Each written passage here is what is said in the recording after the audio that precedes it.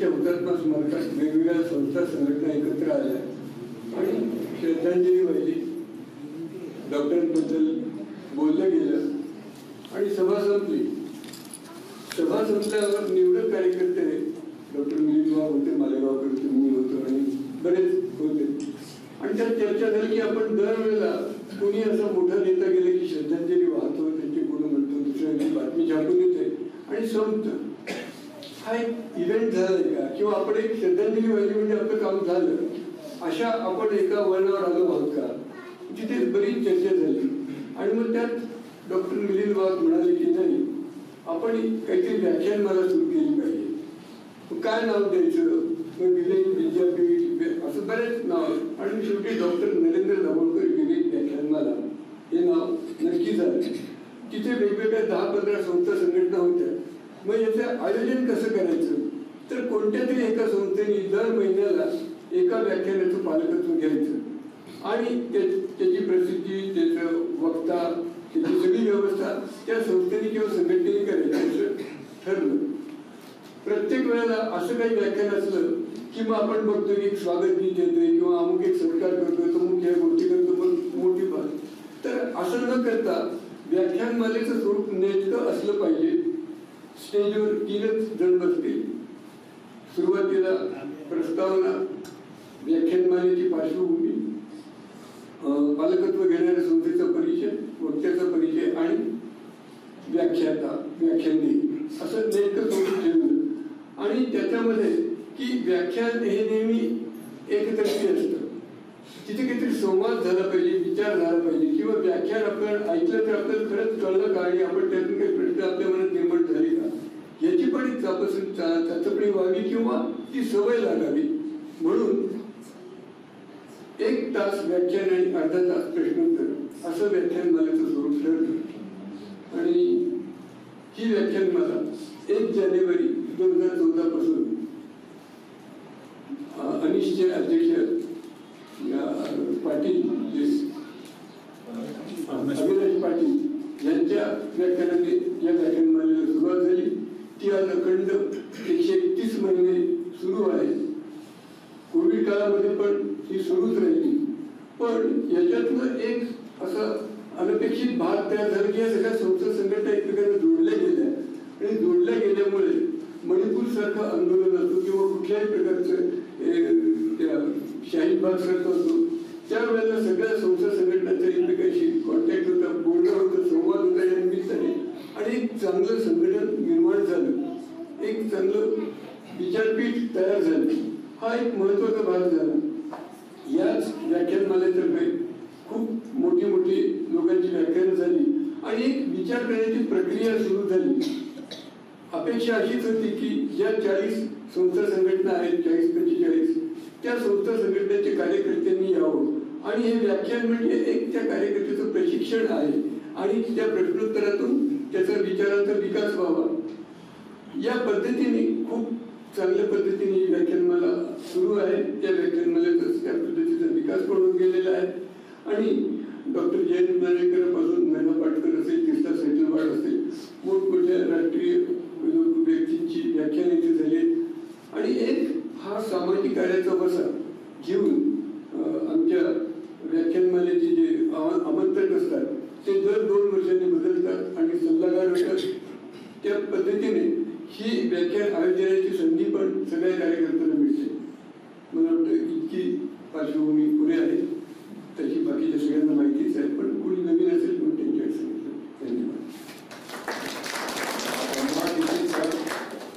Doctor दाभोळकरांची हत्या होणं हे आपणा सर्वांसाठी म्हणजे एक माणूस म्हणून नाही तर प्रत्येक घरातला जिव्हाळ्याचा विषय असतो. मुलाच्या किंवा अपत्याच्या जन्मापासून, मुलगा असू द्या किंवा मुलगी असू द्या, आणि जन्मापासून ते मृत्यूपर्यंत आणि मृत्यूनंतर सुद्धा हा विषय कुठे ना कुठेतरी माणसाने आपल्या आयुष्याशी जोडून ठेवलेला आहे. हा विषय घ्यायचं कारण वर्षानुवर्ष भविष्य हा जो विषय आहे हा जगभरातले लोक भविष्यासाठी प्रयत्न करतात माझं भविष्य काय, त्याच्या वेगळ्या वेगळ्या पद्धती आहेत. भारतामध्ये पण ह्या विषयाचं बऱ्यापैकी पूर्वीच्या लोकांनी विचारमंथन केलं आणि त्यातून बऱ्याचशा पद्धती पुढे आलेल्या आहेत. त्यातली एक आहे जन्मपत्रिका, पत्रिकेवरून भविष्य, मग दुसरं बरं भविष्य आहे, बाकी भविष्याचे वेगवेगळे प्रकार आहेत. पण सर्वात जास्त लोकांच्या मनावरती पगडा आहे तो अवकाशात फिरणारे ग्रह तारे आणि त्याचा आपल्या आयुष्यावरती होणारा परिणाम, आणि मुख्य म्हणजे आयुष्यावर नुसता नाही, आपल्या नशीब आणि आपलं यश अपयश याच्यावरती त्यांचा होणारा परिणाम. आणि खरंच हे सगळे परिणाम करतात का? आता ह्याच्यामध्ये दोन मतप्रवाह आहेत. एक प्रवाह सांगतो बाबा नाही इतक्या लांब आहेत हे सगळे, तर कसं काय होणार आहे, आणि दुसरा प्रवाह म्हणतो का नाही तो तर पूर्वापार आहे, आमच्या पूर्वजांचे अनुभव आहेत, सगळ्या वेदांमध्ये लिहून ठेवलेलं आहे, मग ते खोटं कसं असेल, इतक्या वर्षांचा अनुभव आणि एवढा सगळा अभ्यास केला, एवढे ग्रंथ आहेत त्याच्यावरती आणि त्या पद्धतीचे अनुभव पण आम्हाला येत आहे. पण प्रश्न असा आहे, आणि दुसरं एक असं होतं आहे का मग सध्या जेव्हा विज्ञान युग 450 वर्षांपूर्वीपासून चालू झालं असं म्हणतात, पण एक वर्ग असाही म्हणतो नाही भारतामध्ये तर विज्ञान युग 10,000 वर्षापासून, कारण ऋग्वेदामध्ये विज्ञान आहे, भारताच्या सगळ्या ग्रंथांमध्ये विज्ञान आहे, आणि मग त्या विज्ञानांमध्ये हे अशा पद्धतीने सांगितलेलं आहे. आणि मग सध्याचं जे काही विज्ञान आहे मग त्याच्यामध्ये स्ट्रिंग थेअरी असू द्या, क्वांटम थेअरी असू द्या, बाकीचे जे काही न्यूटनचे नियम असू द्या, हे सगळे नियम हे कसे भारतीय ज्योतिषशास्त्रातल्या नियमांशी चपखल बसतात आणि हे कसे सारखेच आहेत हे तुलना करून सुद्धा सांगितलं जातं. मग विज्ञान म्हणतं आहे का नाही सगळी जीवसृष्टी हे सगळं काही विश्व हे कार्बननी बनलंय, म्हणजे सगळे समानच आहेत, आणि मग समान असताना एकमेकांवरती परिणाम हे होणार, कारण मग तिथे परत गुरुत्वाकर्षण आलं. मग गुरुत्वाकर्षण हे प्रत्येक वस्तुमानाला आहे आणि ते प्रत्येक वस्तुमान दुसऱ्या वस्तुमानावरती स्वतःचा प्रभाव टाकत असतं, म्हणजे मग हे सगळे एकमेकांवरती नक्कीच परिणाम करणार. पण ही माहिती अर्धवट असते. हे परिणाम जरी होत असले तरी हे परस्पर परिणाम कुठे नलिफाय होतात, हे कशा पद्धतीचे परिणाम असतात, मग हे परिणाम तुमचं आमचं यश आणि अपयश सुद्धा डिमांड करतात का, किंवा मी किती जगावं हे तो ग्रह ठरवतोय का, किंवा माझ्यावर येणारी अडचण, माझ्यावर येणारं संकट हा तो शनी ठरवतो आहे का, हे कितपत विज्ञानाला धरून आहे. दुसरं एक असं सांगितलं जातं कायम का बा अध्यात्मात आणि विज्ञानामध्ये फरक काय आहे, का बा जिथे विज्ञान संपतं तिथे अध्यात्म चालू. पण मग परत प्रश्न असा येतो का बा विज्ञानाच्या काही कसोट्या आहेत का बा ते सर्व ठिकाणी सर्व वेळी आणि सर्वांसाठी ते सिद्ध करता आलं पाहिजे. अध्यात्माची कसोटी काय आहे? श्रद्धा. मग ती किती, त्याचं क्वांटिफिकेशन नाही. आणि मग होतं कसं, तेव्हा ज्या वेळेस ज्योतिषशास्त्राचं यश सांगितलं जातं त्यावेळेस फक्त पॉझिटिव्ह रिझल्ट किती आले याच संख्या बाहेर पडतात. जसं एखादा बुवा असेल किंवा कोणी साधू असेल किंवा कोणी व्यक्ती असेल आणि त्या व्यक्तीकडे गेलं का बा मूल होतं, मग त्यांचा प्रसाद मिळतो आणि अपत्य होतो. ह्याच्यामध्ये झालेल्यांची संख्या ही कायम सांगितलेली असते, न झालेल्यांची संख्या कधी पुढे येत नाही. आणि याच्यामागे कारण म्हणजे काय का बा अपयश हे आपलं आहे हे कोणी सांगत नसतं. मग तिथे तो प्रश्न परत श्रद्धेशी असतो, तुमची श्रद्धा कमी पडली म्हणून तुम्हाला तो गुण आला नाही. विज्ञान तसं विज्ञान तिथे सगळे पॅरामीटर्स असतात, हे तपासून हे सांगितलं जातं.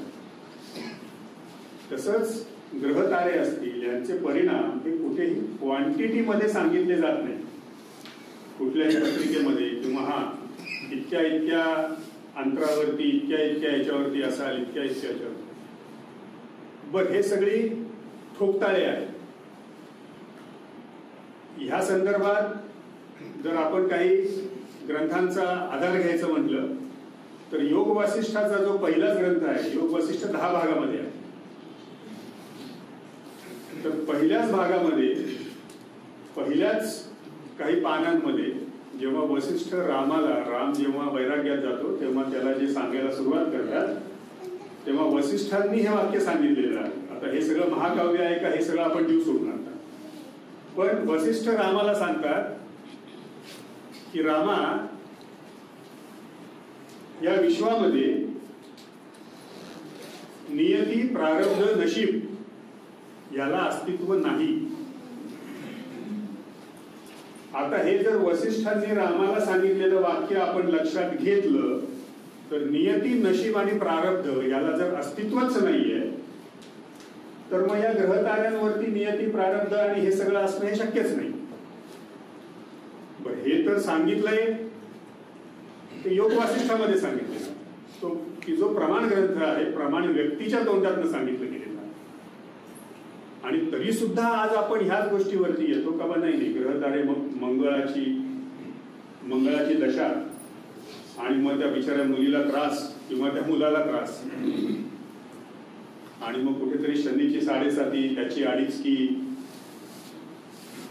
तर हा सगळा जो काही प्रकार आहे हा नक्की ते किती परिणाम करतात, कसा परिणाम करतायत, परिणाम होत असेल तर तो कुठपर्यंत मर्यादित आहे, या सगळ्याचा मांडणी आज आपल्याला उत्क्रांतीतून मानव कसा पुढे आला आणि मग पत्रिकेचा जन्म कधी झाला, त्या पत्रिकेचा उपयोग काय होता, तो नंतर कसा सर्वसामान्यांपर्यंत पोहोचला, हे सगळं आपल्याला बघायचं आहे. आणि मग हे जे काही कुठेतरी विज्ञान किंवा ज्याला आपण छद्मविज्ञान म्हणतो, स्युडो सायन्स, किंवा विज्ञानामधल्या काही ठराविक शब्द वापरायचे आणि ते ह्या सगळ्या अवैज्ञानिक गोष्टींना जोडून मग हे कसं वैज्ञानिक आहे हे असं सांगायचं, या सगळ्या गोष्टींचा आपण इथे परामर्श घेणार आहोत. आणि त्याच्यासाठी डॉक्टर पाकडकर इथं आज आलेले आहेत. तर एवढं प्रास्ताविक मी थांबवतो आणि पुढे. मित्रांनो, हा विषय का घेतला यासाठी हे प्रास्ताविक होतं. मराठी विज्ञान परिषद नेमकं नाशिकमध्ये काय काम करते ते जाणून घेण्यासाठी टाटा मूलभूत संशोधन संस्थेच्या मीटर तरंग लांबीची महाकाय रेडिओ दुर्बीण GMRT खोडद, तालुका जुन्नर, जिल्हा पुणे या वेधशाळेत इलेक्ट्रॉनिक्स तंत्रज्ञ म्हणून सर 35 वर्षांपासून कार्यरत आहेत. विज्ञान तंत्रज्ञान प्रसाराच्या कार्यात सक्रिय सहभाग सरांचा आहे. याच कार्याचा एक भाग म्हणून लोकसत्ता, सकाळ व लोकमत या वर्तमानपत्रातून तसेच नियतकालिके, सृष्टीज्ञान, विज्ञान पत्रिका, विज्ञान वार्ता, अन्वीस पत्रिका ह्या नियतकालिकांमधूनही सरांचे लेखन, तसेच समाज माध्यमांमध्ये अक्षरनामा, विज्ञान तंत्रज्ञानाशी संबंधित स्फुट लेखन सरांचे नेहमी अविरत चालू असते. तसेच सरांनी विविध पुस्तकांचेही लेखन केले आहे, जसे राजहंस प्रकाशनाचे रेडिओ दुर्बीण अदृश्य विश्वाचा वेध. विशेष म्हणजे या पुस्तकाला महाराष्ट्र ग्रंथोत्तेजक पुणे या संस्थेचा पुरस्कार जाहीर झाला आहे. हे पुस्तक म्हणजेच आधुनिक युगातील रेडिओ खगोलशास्त्राचा परिचय करून दिला आहे. या पुस्तकातून विज्ञान यात्री, दुसरं पुस्तक आहे विज्ञान यात्री, डॉक्टर गोविंद स्वरूप यांचे चरित्र या पुस्तकातून सरांनी मांडले आहे. हे पुस्तकही राजहंस प्रकाशनाचं आहे. भारतीय रेडिओ खगोलशास्त्राचे जनक डॉक्टर गोविंद स्वरूप यांचे चरित्र या पुस्तकातून आपल्याला वाचायला मिळेल. त्यानंतर विज्ञान यात्रा अपोलो 11, माणसासाठी एक पाऊल, मानव जातीसाठी एक उत्तुंग झेप, सकाळ प्रकाशनाचे हे पुस्तक सरांनी लिहिलं आहे. पहिल्या समानव चांद्र मोहिमेचा अथपासून इतिपर्यंतचा रोमांचक वैज्ञानिक वृत्तांत या पुस्तकात आपल्याला पाहायला मिळेल. यानंतर निकोला टेस्ला, रोजच्या आयुष्यात वीज खेळणारा वैज्ञानिक, राजहंस प्रकाशनाचं हे पुस्तक आहे. आजच्या विद्युत शक्तीचं तंत्रविज्ञान सहज सुलभ करणाऱ्या एका मनस्वी वैज्ञानिकाची यशोगाथा म्हणजेच निकोला टेस्ला. त्यानंतर माणसाचं चांद्रभूमीवरील पहिलं पाऊल हे पुस्तकही सरांनी ध्वनी पुस्तक प्रकाशित केलंय. ऑडिओ बुक पुस्तक मार्केट प्रकाशनातर्फे. माणसाने चंद्रावर पहिले पाऊल टाकले त्या रोमहर्षक प्रवासाचे ओघवते संवादात्मक कथन आपल्याला या पुस्तकातून ऐकायला मिळेल असं हे ऑडिओ बुक सुद्धा सरांनी प्रकाशित केलं आहे. यानंतर युगकर्ता शास्त्रज्ञ शांती स्वरूप भटनागर मनोविकास प्रकाशन, स्वातंत्र्य लढ्यादरम्यान वैज्ञानिक इतिहासाचं दालन किलकिला करणारं पुस्तक आजच्या प्रगत भारतासाठी वैज्ञानिक बीजे रोवणाऱ्या व अपरिचित राहिलेल्या मनस्वी वैज्ञानिकांचा जीवन प्रवास युगकर्ता शास्त्रज्ञ शांती स्वरूप भटनागर या पुस्तकातून आपल्याला पाहायला मिळेल.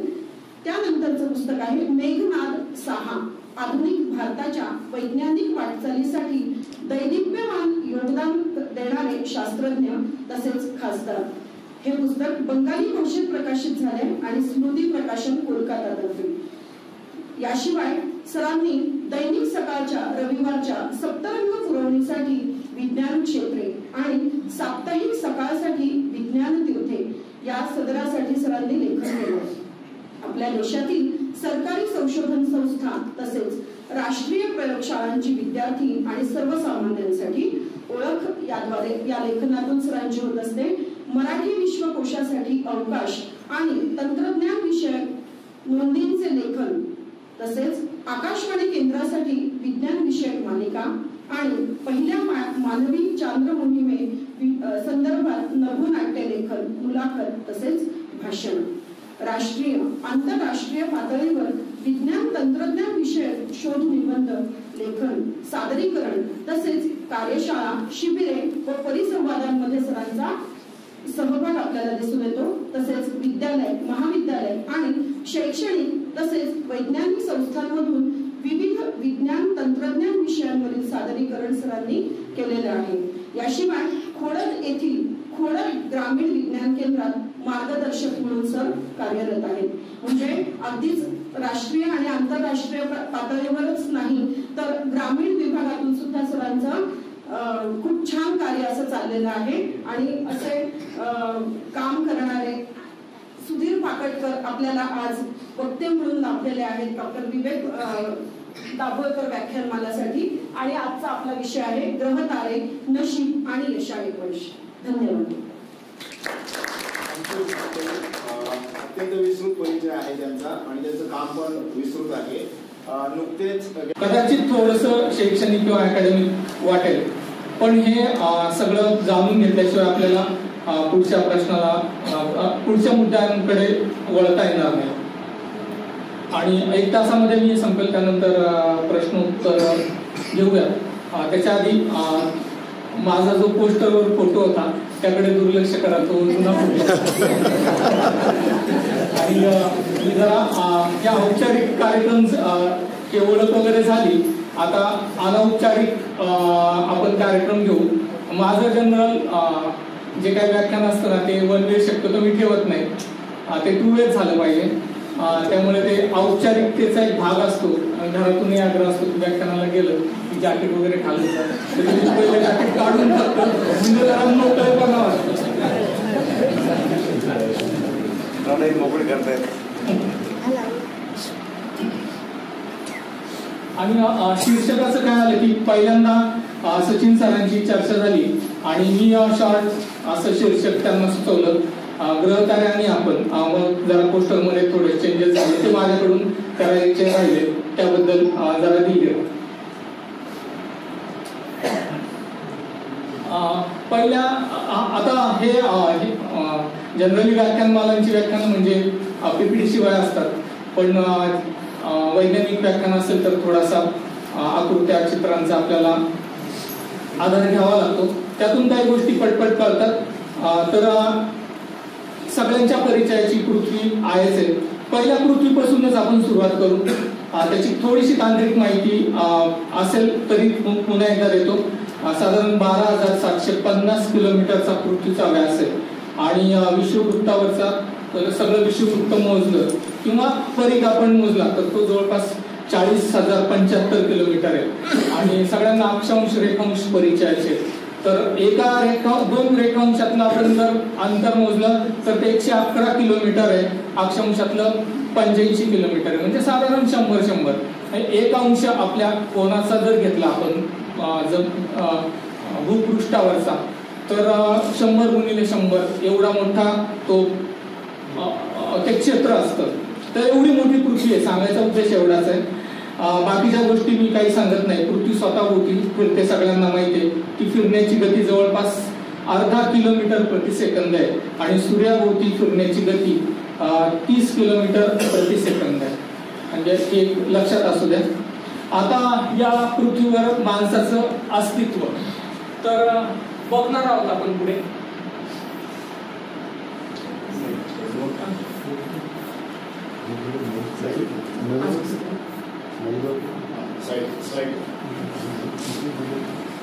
या भूपृष्ठावरून थोडस जरी पुढे गेला, उंचावर गेलो आपण,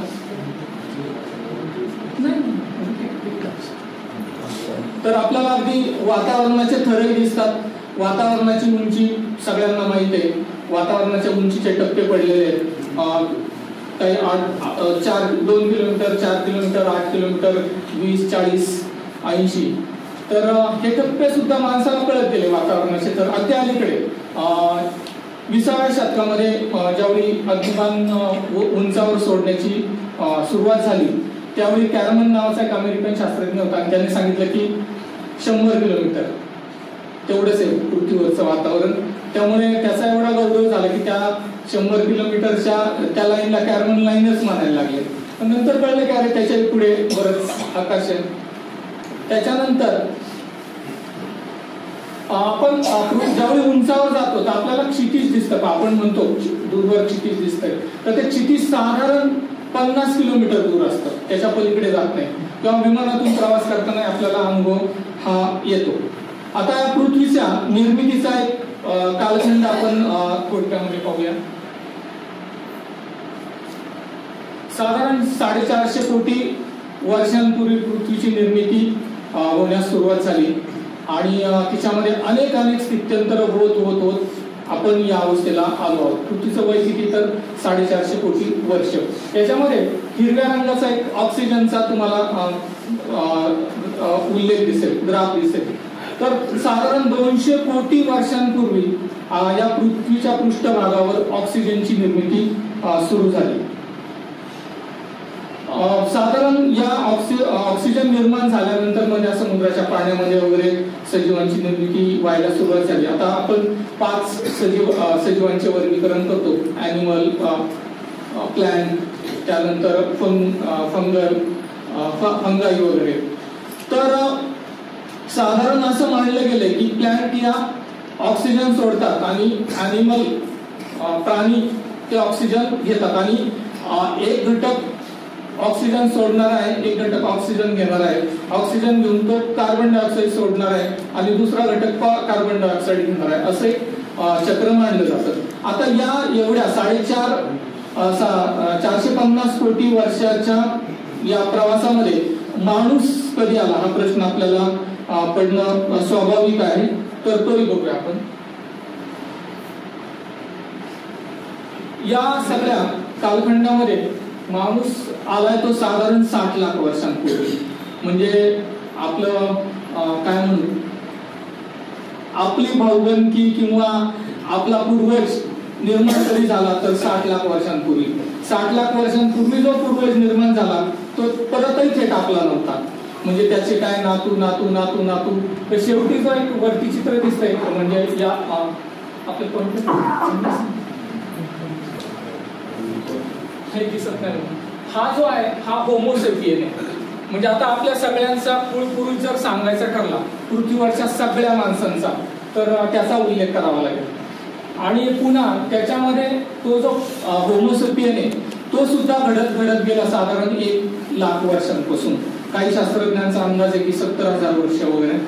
पण हा जो काही अंदाज आहे शास्त्रज्ञांनी वर्तवलेला तोही काही कमी नाही. आणि तिथून पुढची जी प्रगती झाली म्हणजे होमोसेपियन नंतर मग सगळ्यांना माहिती आहे की पहिलं अश्मयुग किंवा ही वेगवेगळी युग झाली. काही जण त्याला काष्टयुग सुद्धा म्हणतात कारण त्यावेळी माणसाने लाकडाचा वापर केला, मग धातूंचा वापर वाढला आणि तो त्याची प्रगती होत इथपर्यंत आला. इथपर्यंत यायच्या आधी सुद्धा आपण पुन्हा आपला प्रगत मानवाचा जर कालखंड पाहिला तर तो आपल्याला एक वेगळा पाहायला मिळतो. हा ग्राफ थोडासा खूप बारीक आहे याच्यामध्ये, पण साधारण ज्या पृथ्वी तलावर मानवी संस्कृतींचे अवशेष सापडले, सगळ्या जगभरातल्या शास्त्रज्ञांनी त्याचा ग्राफ काढलेला आहे. त्याच्यामध्ये म्हणजे आपण म्हटलं की होमोसेपियन दक्षिण आफ्रिकेतून निघाला आणि सगळ्या जगभर पसरला. पुन्हा त्याच्या शरीर रचनेमध्ये बदल झाले, मग त्याचे वेगवेगळे वंश निर्माण झाले, पुन्हा ते वंश विस्तार झाला त्याचा. आणि मग पुन्हा या सगळ्याचा म्हणजे पृथ्वीवर जेवढ्या ठिकाणी माणसाची संस्कृती नांदली, काही काही ठिकाणी माणसाची संस्कृती नांदली, नष्टही झाली, पुन्हा काही त्याच्यामध्ये सुधारणा होऊन नव्याने ती विस्तारली गेली, उदयास आली. हा सगळा कालखंड साधारण 10,000 वर्षांपूर्वीपासून मानला जातो. हा नवीन म्हणजे नवाश्मयुग मानलं जातं. त्याच्यामध्ये हा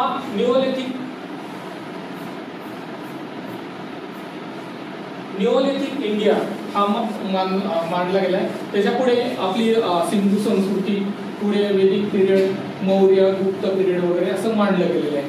तर शास्त्रज्ञांचं म्हणणं असं आहे की आतापर्यंत पृथ्वी तलावर ज्या संस्कृती नांदल्या, मानवी संस्कृती उदयास आल्या, नष्ट झाल्या, पुन्हा नव्याने उदयास आल्या, यांची संख्या 4,300 असावी.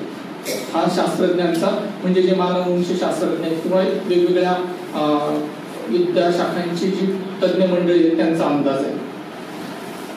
तर या संस्कृतीमध्ये पुन्हा आपल्याला आपल्या मूळ विषयाकडे यायचंय. मी थोडस नमनाला म्हणतो ना आपण गडाभर तेल, ते कदाचित जास्त तेल असेल, कारण हे सांगितल्याशिवाय आपल्याला पुढचे मुद्दे कळणार नाही.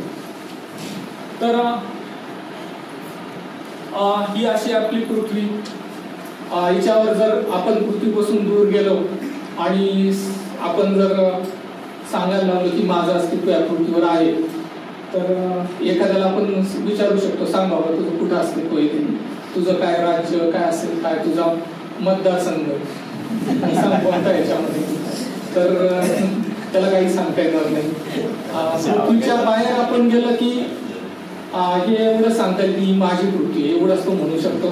याच्या पलीकडे त्याला काही सांगता येणार नाही. पृथ्वी म्हटलं, हे जे चित्र आहे हे 1.5 लाख किलोमीटर अंतरावरून काढलेलं आहे.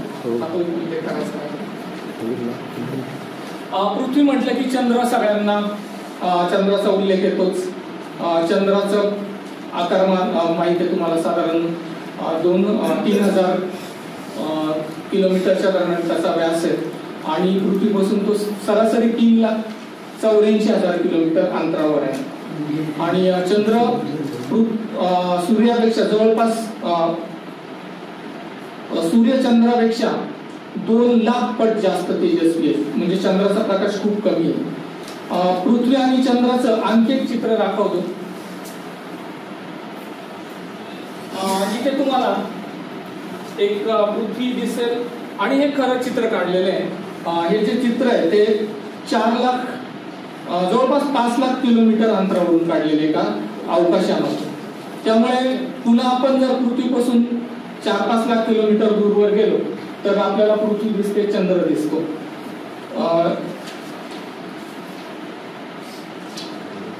माणसाने केलेली प्रगती तुम्हाला माहितच आहे. माणूस चंद्रावर जाऊन आला, तर त्याने चंद्रावर गेल्यानंतर अगदी अलीकडे चीनने जे एक अवकाशात चांद्रयान पाठवलं होतं, चंद्राच्या कक्षेत फिरणार, तिथूनही अलीकडचं एक चित्र काढलेलं आहे, पृथ्वीचा फोटो काढलाय. तर चंद्राच्या कक्षेतून जर पाहिलं तर आपल्याला पृथ्वीचं दर्शन या प्रकारे होतं. पृथ्वी झाली, चंद्र झाला, आता आपल्याला अर्थातच सूर्याकडे वळावं लागेल.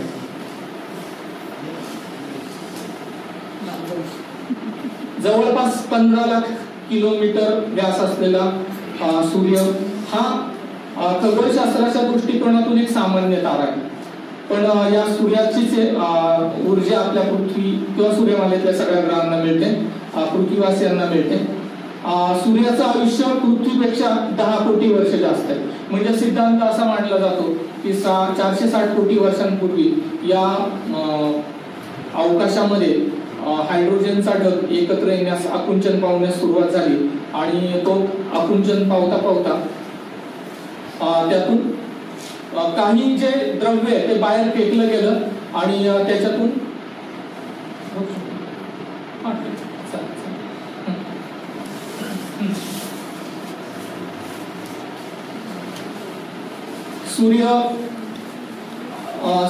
सूर्यापासून ऊर्जा तयार व्हायला सुरुवात झाली. सूर्याची ऊर्जा हायड्रोजन आणि हिलियम पासून निर्माण होते, सगळ्यांना माहिती आहे. सूर्याचं तापमान जवळपास 4500 सेंटीग्रेड आहे, याही गोष्टी माहिती आहेत तुम्हाला. आणि सूर्यापासून मिळणारी ऊर्जा किती आहे तर ती जर आजच्या वैज्ञानिक परिभाषेत मोजली तर एका चौरस मीटर मध्ये जवळपास 1370 वॅट ऊर्जा आपल्याला मिळते निरभ्र आकाश असताना. अर्थात सूर्याची सगळी ऊर्जा पृथ्वीपर्यंत येत नाही. ते एक स्लाइड मी तुम्हाला पुढची दाखवतो. त्याआधी आपण एक आकारमानाची तुलना करू.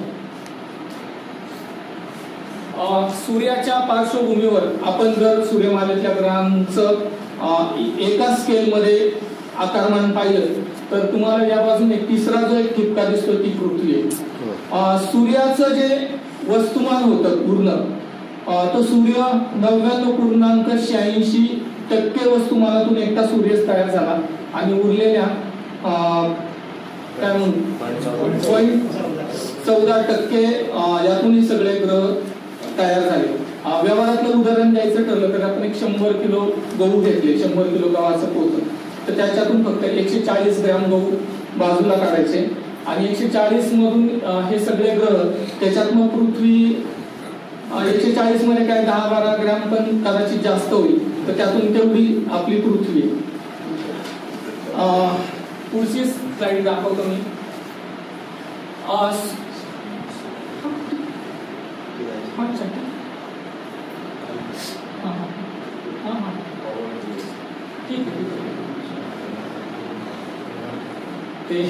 ते सोपं जाते. मगाशी जो वातावरणाचा उल्लेख झाला तर आपल्या पृथ्वी तलावर काय काय येतं बाहेरून, पृथ्वीबाह्य अवकाशातून, तर सूर्यप्रकाश येतो सगळ्यांना माहिती आहे, उष्णता येते ती सगळ्यांना माहिती आहे. अर्थात हे सगळं 100% येत नाही कारण आपलं वातावरण सगळ्याच गोष्टींसाठी पारदर्शक नाही, काही गोष्टींसाठी काही प्रारणांसाठी ते अपारदर्शक आहे. त्याच्यामध्ये जी तीव्र प्रारण आहे ज्याच्यामध्ये अल्ट्राव्हायलेट म्हणजे निलातिक किरण, क्ष किरण, गॅमा किरण ही पृथ्वीच्या पृष्ठभागापर्यंत पोहोचत नाही. इन्फ्रारेड म्हणजे उष्णता सगळी पोहोचत नाही. त्याच्यानंतर त्याहीपेक्षा कमी फ्रिक्वेन्सीचं किंवा कमी कंपन संख्येचं किंवा जास्त तरंग लांबीचं जे प्रारण आहे ज्याला रेडिओ प्रारण म्हणतात ते बाकी खूप मोठ्या प्रमाणात पृथ्वीच्या पृष्ठभागापर्यंत येतं. आता याचं महत्व काय थोडक्यात सांगतो की सगळं म्हणजे पृथ्वीवर वातावरण नसतं तर इथे सगळं तीव्र प्रारण आली असती आणि त्या तीव्र प्रारणामुळे जे काही पाणी निर्माण झालं, वातावरण तयार झालं तर हे झालं नसतं आणि सजीव सृष्टी सुद्धा निर्माण झाली नसती आणि आजही आपण भेटलोही नसतो. याच्यानंतर एक तक्ता पाहूया, थोडासा काय म्हणू अवघड असं नाहीये, थोडासा वेळ देऊ आपण याला. मी हे सगळं ज्यावेळी जाणून घ्यायचं ठरतं त्यावेळी ही कोट्यावधी अब्जावधी किलोमीटरचे अंतर किंवा त्यांचे लाखो किलोमीटरचे व्यास वगैरे तर ते खूप छोटं करून टाकले, त्याचंच मॉडेल तुमच्या समोर ठेवलंय. आपण जर हे सगळं मिलियन डाऊन स्केल केलं तर मग आपल्याला आपली पृथ्वी साधारण या आकारा एवढी दिसते आणि याच्यावरचं डेन्स वातावरण जर हा आकार म्हणजे खरबूज आपल्या परिचयातलं फळ आणि यातले दाट वातावरणाचं जर आपण कल्पना केली तर मग या खरबुजाला जर संत्रीची साल लावली तर तेवढंसं वातावरण आपलं काय म्हणू आपण 1-2-4 किलोमीटर पुरते, कारण हा 12,750 किलोमीटरचा व्यास आहे. त्याच्यामध्ये तुम्ही पहा की 8 किलोमीटर 20 किलोमीटर किती येईल, म्हणजे खरबुजाला संत्रीची साल लावली तेवढं वातावरण आहे आपल्याला आपण जेवढा तेवढ्याच जागेचं. आता या पृथ्वीपासून पुन्हा हे स्केल आपण चंद्राला लावलं तर त्या फळ्यावर एक छोटासा एक चिटकवून ठेवलाय तो चंद्र आणि एवढ्याच आकारामध्ये चंद्र आहे तिथे. हे सगळं आपल्याला पुढे बघायचंय विस्ताराने. अतिशय थोडक्यामध्ये मी याचा आढावा घेतो. सूर्यापासून प्रकाश किरणांचा वेग सगळ्यांना माहिती आहे. तर प्रकाश किरण 8.5 मिनिटांमध्ये आपल्या पृथ्वीवर येतात. शेवटचा जो ग्रह आहे प्लुटो किंवा तुम्ही नेपच्यून म्हणा, तिथे साधारण 4 तास लागतात प्रकाश किरण जायला. या स्केलने सूर्य केवढा असेल तर 15 मीटर डायमीटरचा सूर्य, म्हणजे काय म्हणता येईल इथून आपल्या या बिल्डिंग पुरता असेल. आणि हा सूर्य एका बाजूला मग किती किलोमीटर दूरवर आहे, मी आता ढोबळ अंदाज सांगतो, 1.5 किलोमीटर. म्हणजे आता इथून मला वाटतं इथला मी काल ते विकिमॅपवर ते लोकेशन पाहून ठेवलं होतं. या बाजूला गंगापूर रोडला पुढे पुढे तरी दुसरा चौक आहे पहा, तो 1.5 किलोमीटर आहे इथून. तर इथे जर पृथ्वी असेल तर एवढ्या बिल्डिंग एवढा सूर्य त्या तिथे 1.5 किलोमीटरवर आहे. आणि या पृथ्वीच्या भोवती हा चंद्र फिरतो. आणि ही पृथ्वी मग अशी काय म्हणतो आपण त्या गोदावरीच्या पलीकडून अशी जाऊन त्याच्या भोवती फिरते. आता मी सगळे ग्रह सांगत नाही, पण शेवटचा जो ग्रह आहे प्लुटो, तो पुन्हा चंद्र एवढाच आकार आहे साधारण त्याचा. तो 59 किलोमीटरवर. सूर्य मला समजावून घेतली तर मग मध्ये आले काही नाही, इतर ग्रह सोडून. तरी पण सांगतो, पृथ्वीपासूनचे अंतर सांगतो मी. साधारण पृथ्वी एवढा शुक्र आहे, तो सूर्याच्या बाजूला 0.4 किलोमीटर म्हणजे अर्धा किलोमीटर अंतर आहे. त्याच्याही पुढे 1 किलोमीटर 0.9 किलोमीटरवर बुध आहे, तो शुक्रापेक्षा खूप छोट्या आकाराचा आहे. आता दुसऱ्या बाजूला मंगळ घेतला आपण तर या पृथ्वीसाठी मंगळाचा आकार येतो क्रिकेटच्या चेंडू एवढा. आणि मंगळाची कक्षा अनियमित असल्यामुळे तो पृथ्वीपासून साधारण या स्केलने 0.6 किलोमीटर जवळ येईल किंवा तो अगदी 4.5 किलोमीटर पण लांब जाऊ शकेल. तर पुढच्या एका डायग्राम मध्ये आहे ते, म्हणजे हे स्केलने सांगतोय. प्रत्यक्षातली अंतर ती काही कोटी किलोमीटर मध्ये. त्यानंतर सगळ्यात मोठा ग्रह गुरु, याचा आकार या स्केलने ट्रॅक्टरच्या टायर एवढा आहे. आणि तो पृथ्वीपासून जवळपास 6.25 किलोमीटर दूर येईल. म्हणजे इथून मला वाटतं काय ते नाशिक रोड वगैरे असेल काहीतरी, म्हणजे त्याच्यामध्ये कुठेतरी मंगळ असेल, त्याच्याही पुढे गुरु. त्याच्या शनीचा आकार या स्केलच्या तुलनेत आपल्या ट्रकच्या टायर एवढा आहे. आणि तो शनी साधारण 12.25 किलोमीटरवर आहे. म्हणजे ते शिंदे पळसे वगैरे, मी तिकडून आलो म्हणून मला ते माहित झालं, तिथे असेल. युरेनस नेपच्यून हे पृथ्वीपेक्षा बरेच मोठ्या आकारात आहेत. आणि युरेनस हा 27 किलोमीटर म्हणजे काहीतरी सिग्नलच्या तिथे असेल. नेपच्यून 43 किलोमीटर म्हणजे सिग्नलच्या बरंच पुढे असेल. आणि नेपच्यून हे प्लुटो तुम्हाला सांगितलं 60 किलोमीटरवर आहे. आणि याच्यामध्ये मंगळ आणि गुरुमध्ये लघुग्रहांचा पट्टा आहे. म्हणजे लघुग्रह प्रत्यक्षात मीटर ते किलोमीटर आकाराचे आणि ते त्यांचा एक मोठा व्याप्ती आहे त्याची, आणि ते फिरत आहेत. आता शास्त्रज्ञांनी काही जे अभ्यास केलाय त्यांचं म्हणणं असं आहे की सूर्यमाला तयार होताना हे जे प्रमुख ग्रह आहेत तयार झाले. याखेरीज असं काही म्हणजे काय म्हणू आपण कचरा उरला आणि त्यातूनही आणखी सुद्धा काही त्याचे कचऱ्याचे तुकडे सूर्यमालेमध्ये आहेत. पृथ्वीची जी सूर्याभोवतालची कक्षा आहे त्या कक्षेत सुद्धा काही तुकडे, तर त्याला स्पेस डेब्रिस म्हणतात. तर हा सूर्यमालेचा केलेला वैज्ञानिक अभ्यास.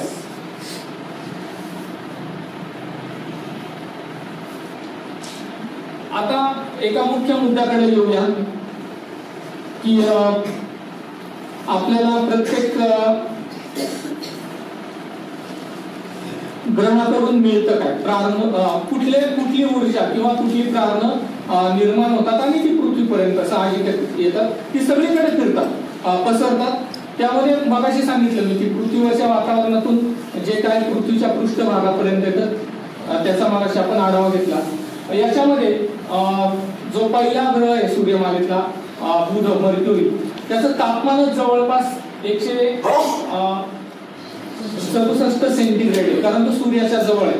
आता याच्यामध्ये शुक्र जो आहे तो सूर्यापासून बुधाच्या तुलनेत दूर आहे, पण त्याचं तापमान जास्त आहे कारण तिथे घडणाऱ्या भौतिक घडामोडी वेगळ्या आहेत. यामुळे बुध आणि शुक्राकडून अतिशय तीव्र प्रारण बाहेर पडतात, ज्यामध्ये अल्ट्राव्हायलेट रे, इन्फ्रारेड म्हणजे उष्णता बाहेर पडते आणि आता काही दृश्य प्रारण पण बाहेर पडतात, म्हणजे ती रिफ्लेक्ट होतात त्याच्यामध्ये. प्रारण म्हणजे एक ऊर्जा जी एका ठिकाणावरून दुसऱ्या ठिकाणी जाते त्याला आपण प्रारण म्हणतो. रेडिएशन ऊर्जा 3 प्रकारे एका ठिकाणावरून दुसऱ्या ठिकाणी जाते. एक तर थेट वहन होतं, जे आपण लोखंड या बाजूला तापवलं की या बाजूला हळूहळू उष्णता पसरत जाते, त्याला कंडक्शन म्हणतो आपण. दुसरी गोष्ट, द्रवामध्ये आपण द्रव पदार्थाला एका ठिकाणी उष्णता दिली की त्यातले रेणू हलतात आणि मग ती उष्णता पसरते. पण कुठलंही वातावरण माध्यम नसताना ऊर्जा एका ठिकाणावरून दुसऱ्या ठिकाणी जी जाते ती विद्युत चुंबकीय लहरींच्या माध्यमातून जाते.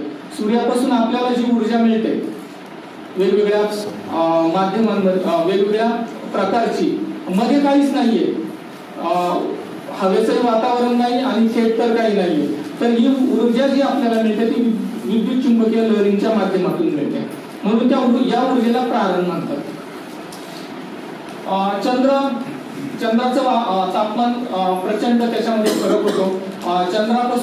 चंद्रावर वातावरण नसल्यामुळे काही तीव्र ऊर्जा कण हे पसरतात, त्याच्यापैकी काही पृथ्वीपर्यंत येतात, पण पृथ्वीच्या वातावरणामध्ये ते अडले जातात.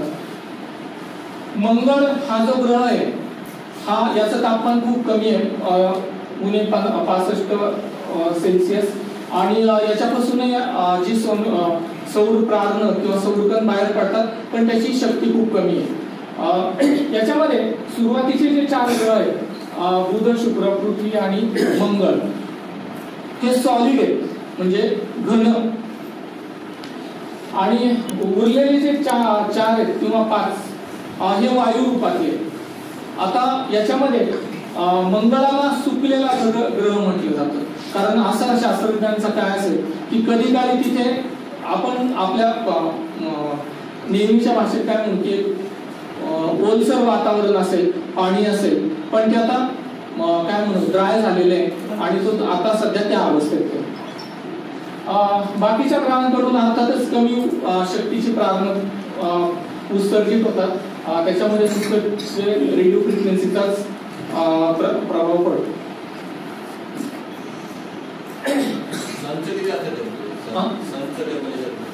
4500 डिग्री सेल्सिअस पृष्ठभाग, म्हणजे त्यातही वेगवेगळ्या लेअरनुसार फरक पडलेले आहे. आपण हे जे ग्रह परप्रकाशित म्हणतो आपण, ते तुमच्या म्हणण्यापैकी प्रारण बाहेर पडतो, तुमच्या स्वतःचा पण प्रकाश आहे. प्रकाश ते सूर्याचाच परावर्तित करतात, पण त्याच्यामध्ये जे सुरुवातीचे 2 ग्रह आहेत त्यातलं त्याच्यावरचं वातावरणच एवढं तपतंय, त्याच्यामुळे काय होतं की काही आधीचं प्रकाश त्यातून बाहेर पडतो, ते परप्रकाशितच आहे. आपण आतापर्यंत बऱ्याचदा सूर्यग्रहण, चंद्रग्रहण या संकल्पना ऐकलेल्या आहेत, माहीत झाल्या. तर विज्ञान युगात वावरताना माणसाने सूर्यग्रहणाच्या वेळी जी चंद्राची सावली पृथ्वीवर पडते एका ठराविक जागेवर, त्याचं सुद्धा चित्रीकरण केलं, आणि हे तेच आहे की अतिशय छोटा पृष्ठभाग असतो, एका अवकाशयानातूनच घेतलेलं चित्र आहे. हा जो तुम्हाला काळा झालेला भाग दिसतो ती चंद्राची सावली. तर कधी काळी माणसाला हे उपलब्ध नव्हतं, ज्यावेळी सूर्यग्रहण व्हायचं त्यावेळी तो पृथ्वीवरच्या भागावर असायचा आणि त्याला तेवढंच वाटायचं की प्रचंड सगळ्या जगात अंधार पसरलाय, पण सगळ्या जगात नाही तर तेवढ्या एका क्षेत्रापुरताच अंधार होत होता. हे स्केल पुन्हा एकदा तुम्हाला स्केलचं चित्र आहे, 3,80,84,000 किलोमीटर आहे. इथे पृथ्वी आहे, तिकडे तुम्हाला चंद्र दिसतोय, आणि हे साधारण याच स्केलमध्ये. गुरुत्वाकर्षणाकडे आता आपण आपल्या मुद्द्यांकडे येऊ. चंद्राच्या बाबतीत बऱ्याचदा असं सांगितलं जातं की वरती ओट येते, त्यामुळे मग पुन्हा मानवी जीवनावर त्याचा परिणाम होतो. तर मुळात गुरुत्वाकर्षण समजावून देऊ. तर आता ही एक मला आकृती मिळाली नाही, तर एक अशी आकृती होती की तिथे बरोबर चंद्राचं जे गुरुत्वाकर्षण आहे ते 80,000 इथपर्यंत आहे चंद्राचं, आणि मग पृथ्वीचं गुरुत्वाकर्षण जवळपास इथपर्यंत आहे. पण पृथ्वीचं गुरुत्वाकर्षण पृष्ठभागाजवळ प्रचंड जास्त असतं आणि ते एकदम त्याला इन्व्हर्स स्क्वेअर लॉने कमी होत जातं. आणि ह्या आकृतीमध्ये तुम्हाला कळेल की हा जो एक भाग आहे जवळपास पृथ्वीपासून 3 लाख किलोमीटर अंतरावर, इथे काय कुणाचंच गुरुत्वाकर्षण नाही. म्हणजे जर तिथे एखादी वस्तू नेऊन ठेवली तर ती तिथे राहू शकते. अर्थात ती तिथे कधीतरी ती इकडे इकडे इकडे इकडे सरकेल आणि कुणाकडे तरी ती खेचली जाईल असं होऊ शकतं. तर अशी सुद्धा शास्त्रज्ञांनी जागा किंवा तो एरिया शोधून काढलेला आहे. तर मग याच्या पुढेच आता आपण आपल्या एका प्रश्नाकडे येऊ की बऱ्याचदा असं पृथ्वी आणि चंद्राच्या गुरुत्वाकर्षणामुळे भरती ओहोटी येते हे सगळ्यांना माहिती आहे. आणि असा एक दावा केला जातो की माणसांवरही त्याचा परिणाम होतो. तर या लाखो किलोमीटर अंतरामध्ये भरती ओहोटीच्या दरम्यान समुद्रातल्या पाण्याच्या उंचीत किती फरक पडतो? तर तो जो फरक आहे तो साधारण खुल्या समुद्रामध्ये किती असू शकेल? अच्छा, समुद्र किनाऱ्यावर तुम्ही जाता तेव्हा लाटा किती उंच असतात? हा, तुम्हाला प्रश्न विचारलेला मला वाटतं जास्त बरा राहील की हा जो आपण म्हणजे काय म्हणून असं सांगितलं जातं की भरती ओहोटीच्या दरम्यान काही लोकांचा काय मानसिक विकार आजार वगैरे कमी जास्त होतात. तर मुळात भरती ओहोटीच्या पाण्या होणारा उंचीत होणारा फरक किती आहे पृथ्वीवरच्या? आता ही आकृती खूप जवळ आहे त्यामुळे त्यांनी ते मोठ्या आकारात दाखवले की भरती आली तर असं पण प्रत्यक्षात किती होतं? तुमचा किती अंदाज आहे? किती मीटर पाणी चंद्राकडे खेचलं जात असेल? हा, बरोबर आहे. साधारण 1 ते 2 मीटर. आणि खुल्या समुद्रामध्ये 1 ते 2 मीटर फक्त पाणी वर खाली होतं. आणि समुद्र किनारी त्याचं प्रमाण काहीसं जास्त आहे, ते अगदी 12 मीटर पर्यंत पण जातात, म्हणजे खाडीमध्ये वगैरे, किंवा काही काही असे प्रदेश आहेत की तिथे त्याची उंची वाढते. पण ऍव्हरेजली पाण्याच्या उंचीत होणारा फरक फक्त 1 ते 2 मीटर आहे. त्यामुळे ज्यावेळी वैज्ञानिक दृष्टिकोनातून ज्यावेळी माणसाचा आणि भरती ओहोटीचा संबंध लावला जातो त्यावेळी वैज्ञानिकांचा प्रश्न असा असतो की म्हणजे असा दावा केला जातो की आपल्या शरीरात पाणी आहे. आता शरीरात पाणी म्हणजे ते एखाद्या कॅरी बॅग मध्ये भरल्यासारखं पाणी आहे का? नाही. आणि एवढ्या मोठ्या पाण्यावर फक्त 1 ते 2 मीटरचं हालचाल होते, खेचलं जातं किंवा दाबलं जातं. आता आपल्या शरीरातलं जे पाणी आहे ते तर काय म्हणजे रक्तामध्ये, पुन्हा आपली हाडं आहेत, त्वचा आहे, वेगवेगळे स्नायू आहेत, आणि मग तो किती फरक पडणार आहे? म्हणजे तो नाहीच आहे, नगण्य आहे. म्हणजे काय म्हणू असं आपण की त्याला शास्त्रीय कारण, वैद्यकीय कारण हे सिद्ध होत नाही.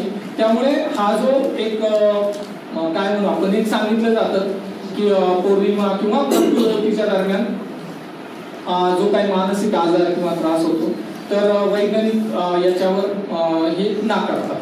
पण विज्ञानाने असं निरीक्षण केलेलं आहे हो की मनावर काही तिचे दुष्परिणाम होतात किंवा आपल्यापेक्षा पाश्चात्य देशांमध्ये त्यांनी हा सगळ्या तारखा किंवा ते दिवस याचं अनालायसिस केलं आणि त्यांच्या असं लक्षात आलं की हे आणि हे काही असं मॅच होत नाही. आणि मग त्याचे त्यांनी काय पेपरही पब्लिश केलेले. आता आपल्याकडे एवढं काम झालेलं नाही.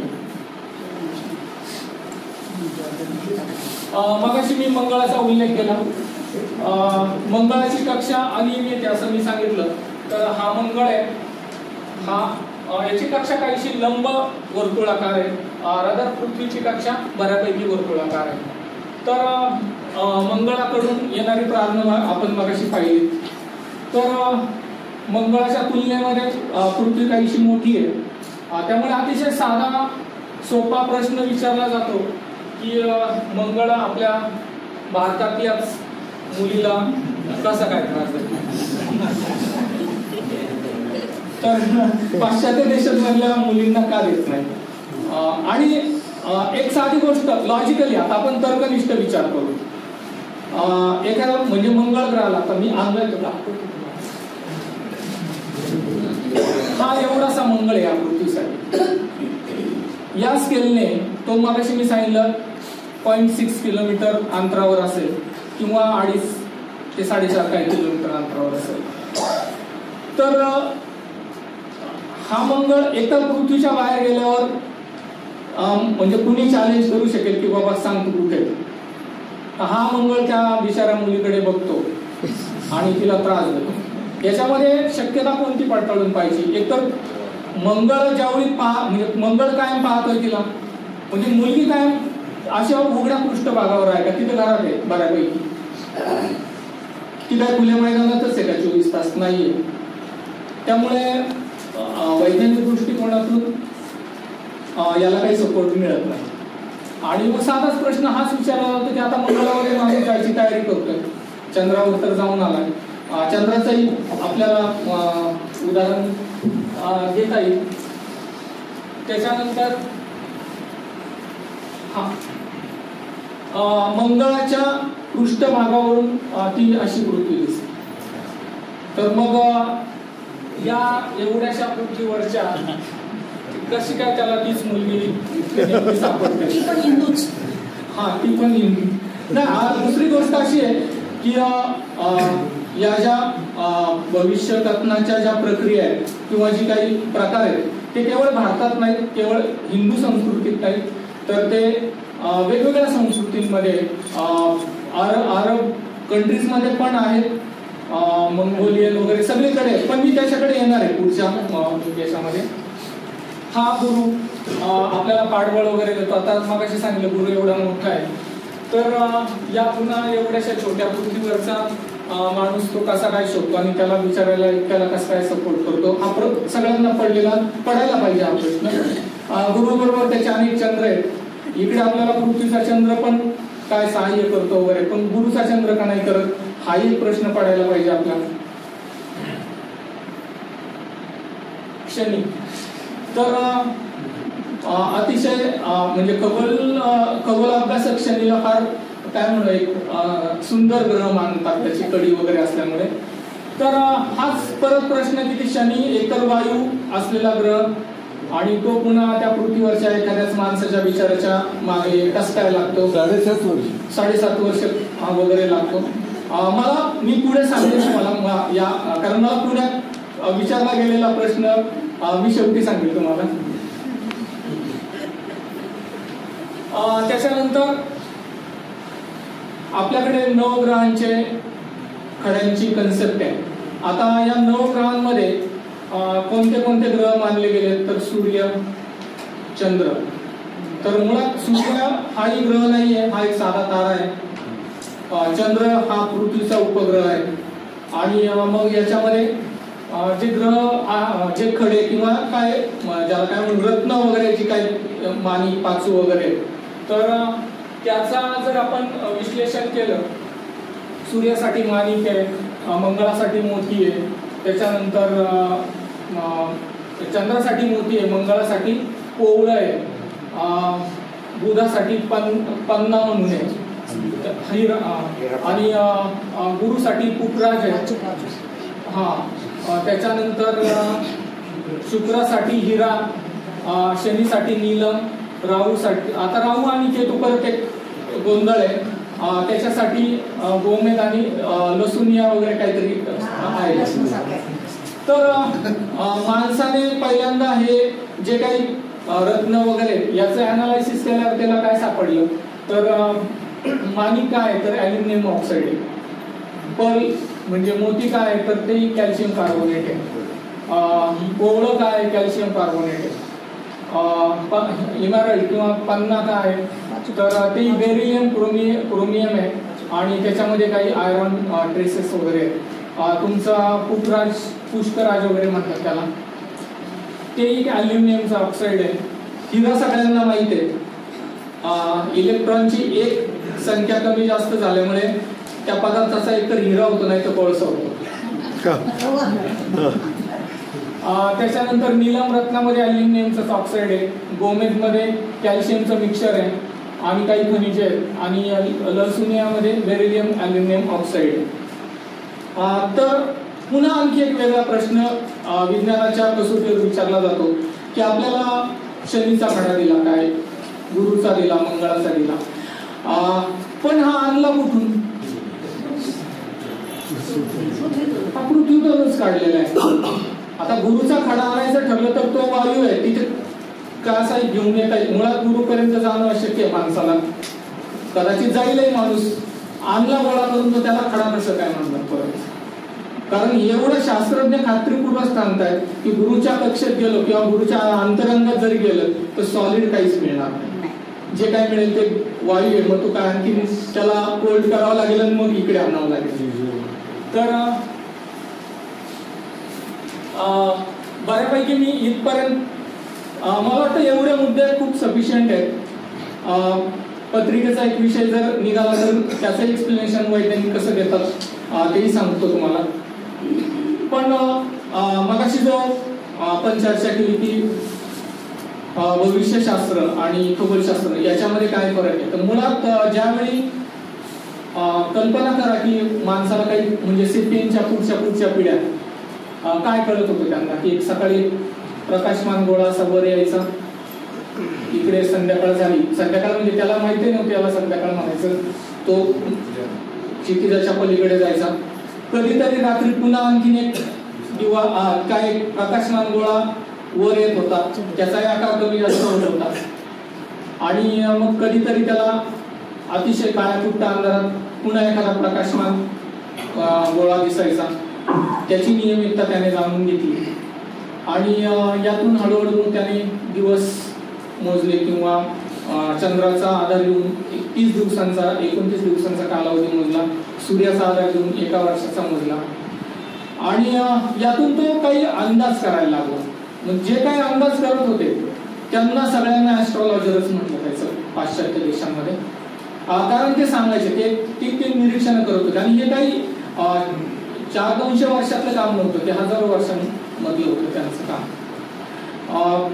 त्यावेळी ग्रह इतके स्पष्ट दिसत असतील. आता कल्पना करा की त्यावेळी ही कृत्रिम प्रकाशच नव्हता ना, वीज नव्हती, त्यामुळे आकाश किती काळाकुट्ट असेल.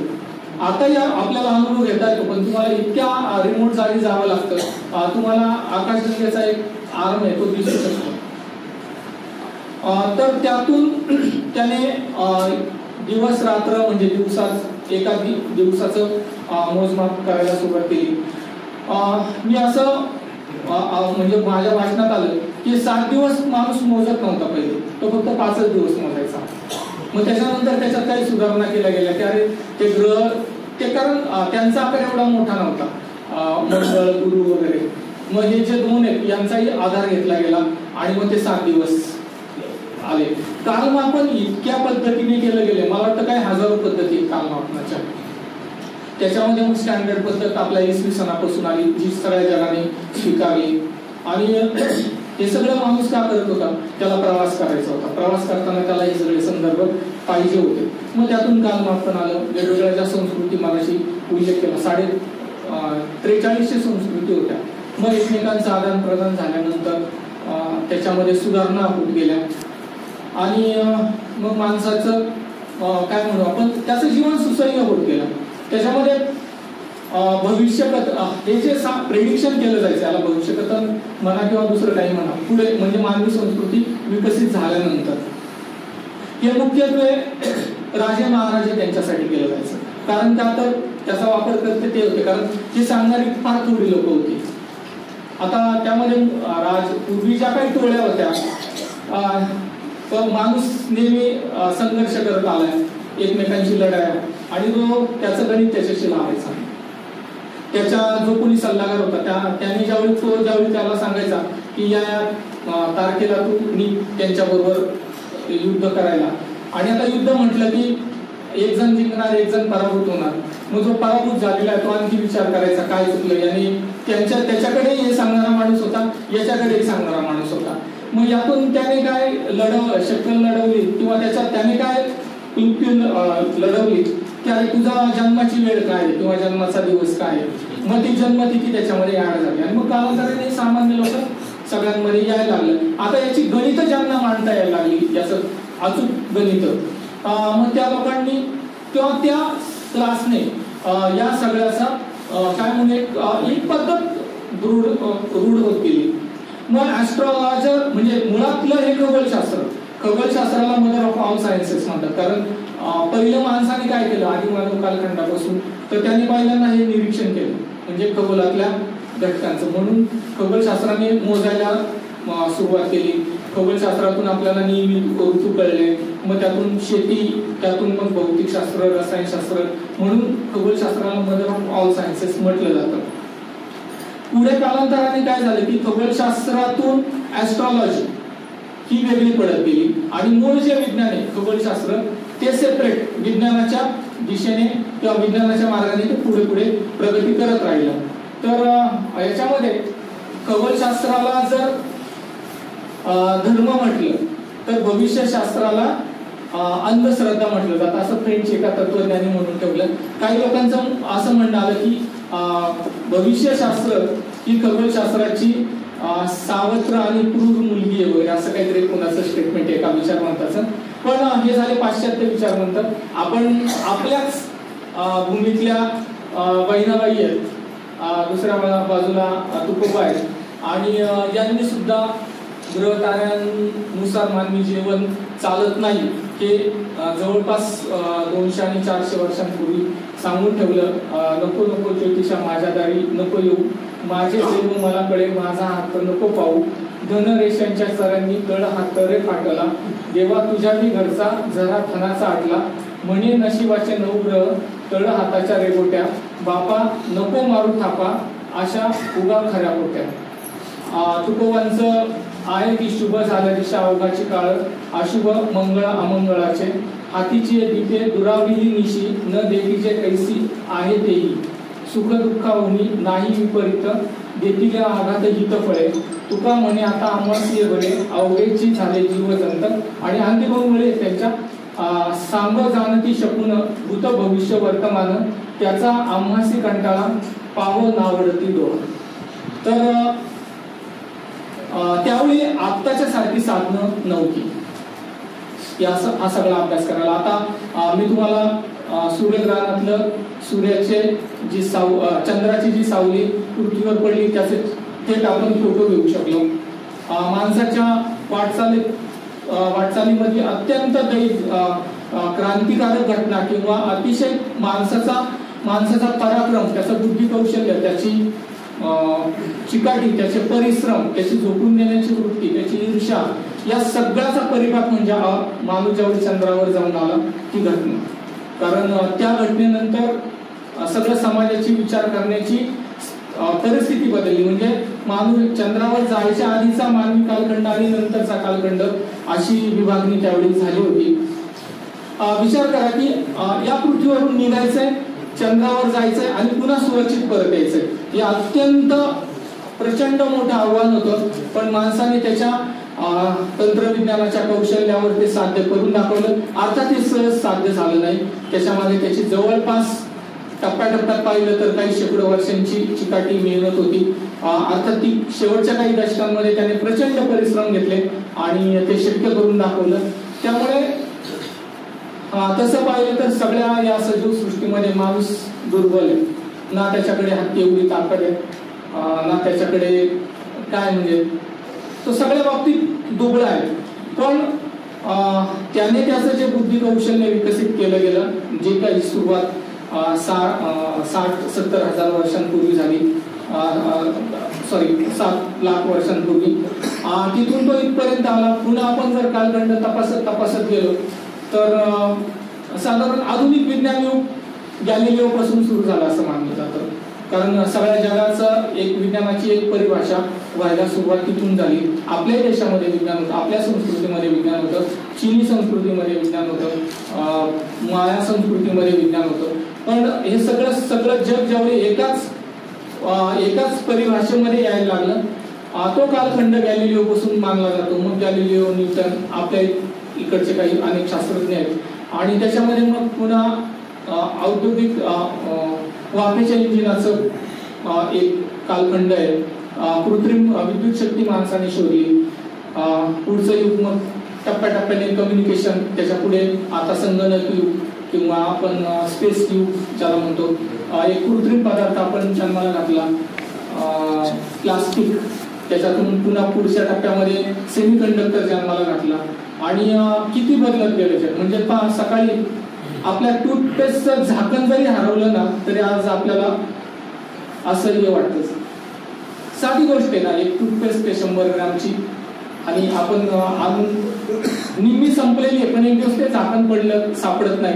म्हणजे आपण आधुनिक म्हणजे प्रगती करताना आपण किती संवेदनशील झालोय एका बाजूला, आणि एका बाजूला आपण आपलं कर्तृत्व नाकारून आपण निर्जीव ग्रहांचं मानतोय किंवा निर्जीव ग्रहांवर आपण आपलं आयुष्य सोडतोय.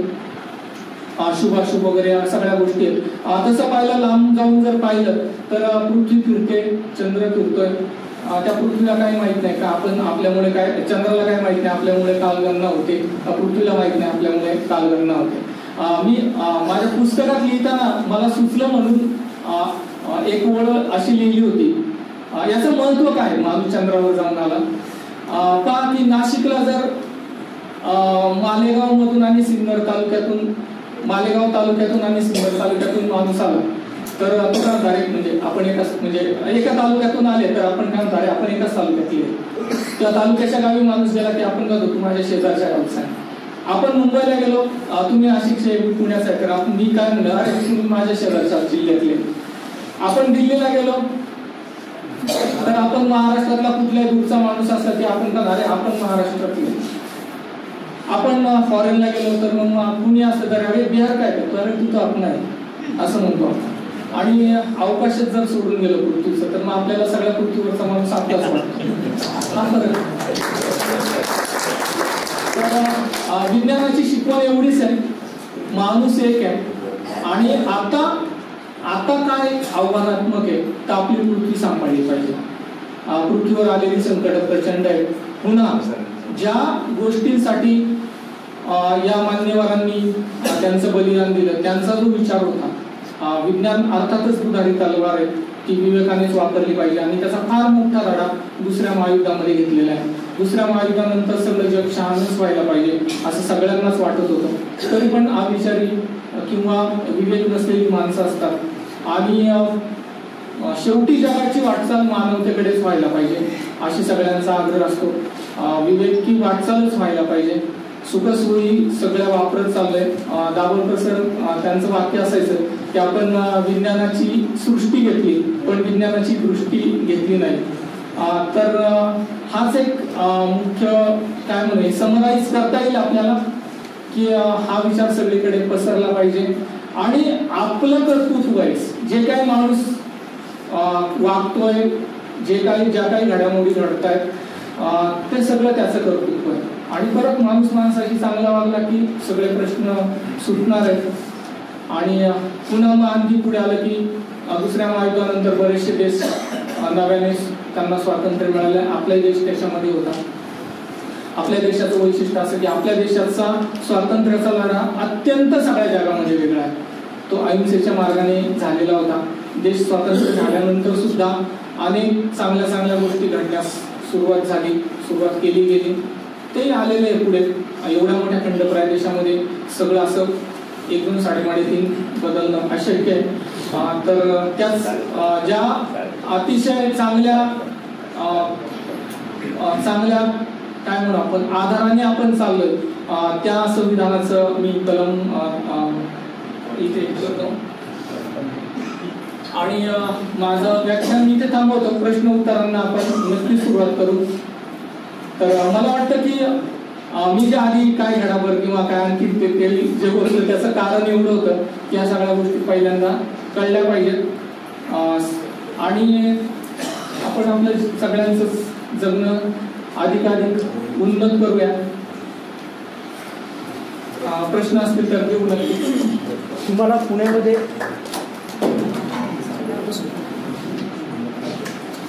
पुण्यामध्ये जो प्रश्न विचारला गेला होता त्याबद्दल तुम्ही सांगणार.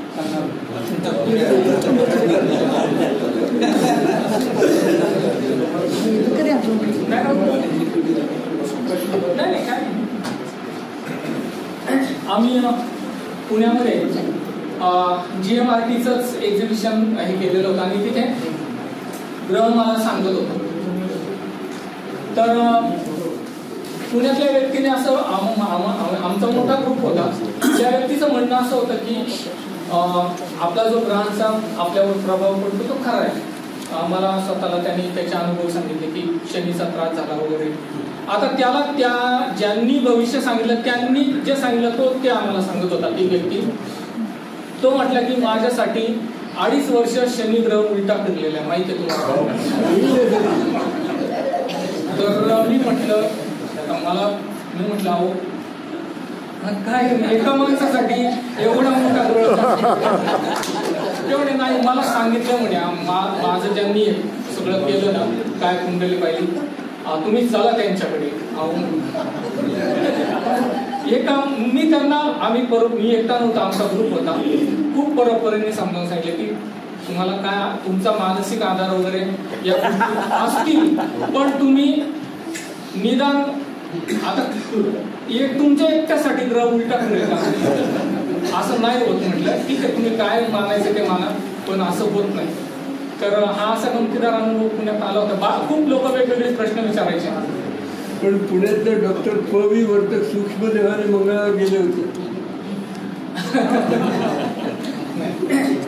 मित्रांनो, आपल्या मनात बरेचसे प्रश्न असतील, पण थोडा प्रश्नोत्तराचा काळ व्यवस्थापनाने चालावा यासाठी प्रत्येकाने जर हात वरती करायचा असेल तर आपण एक प्रश्नोत्तराची जरा संवाद चर्चा करूया. तुम्हाला आहे काही प्रश्न अजून?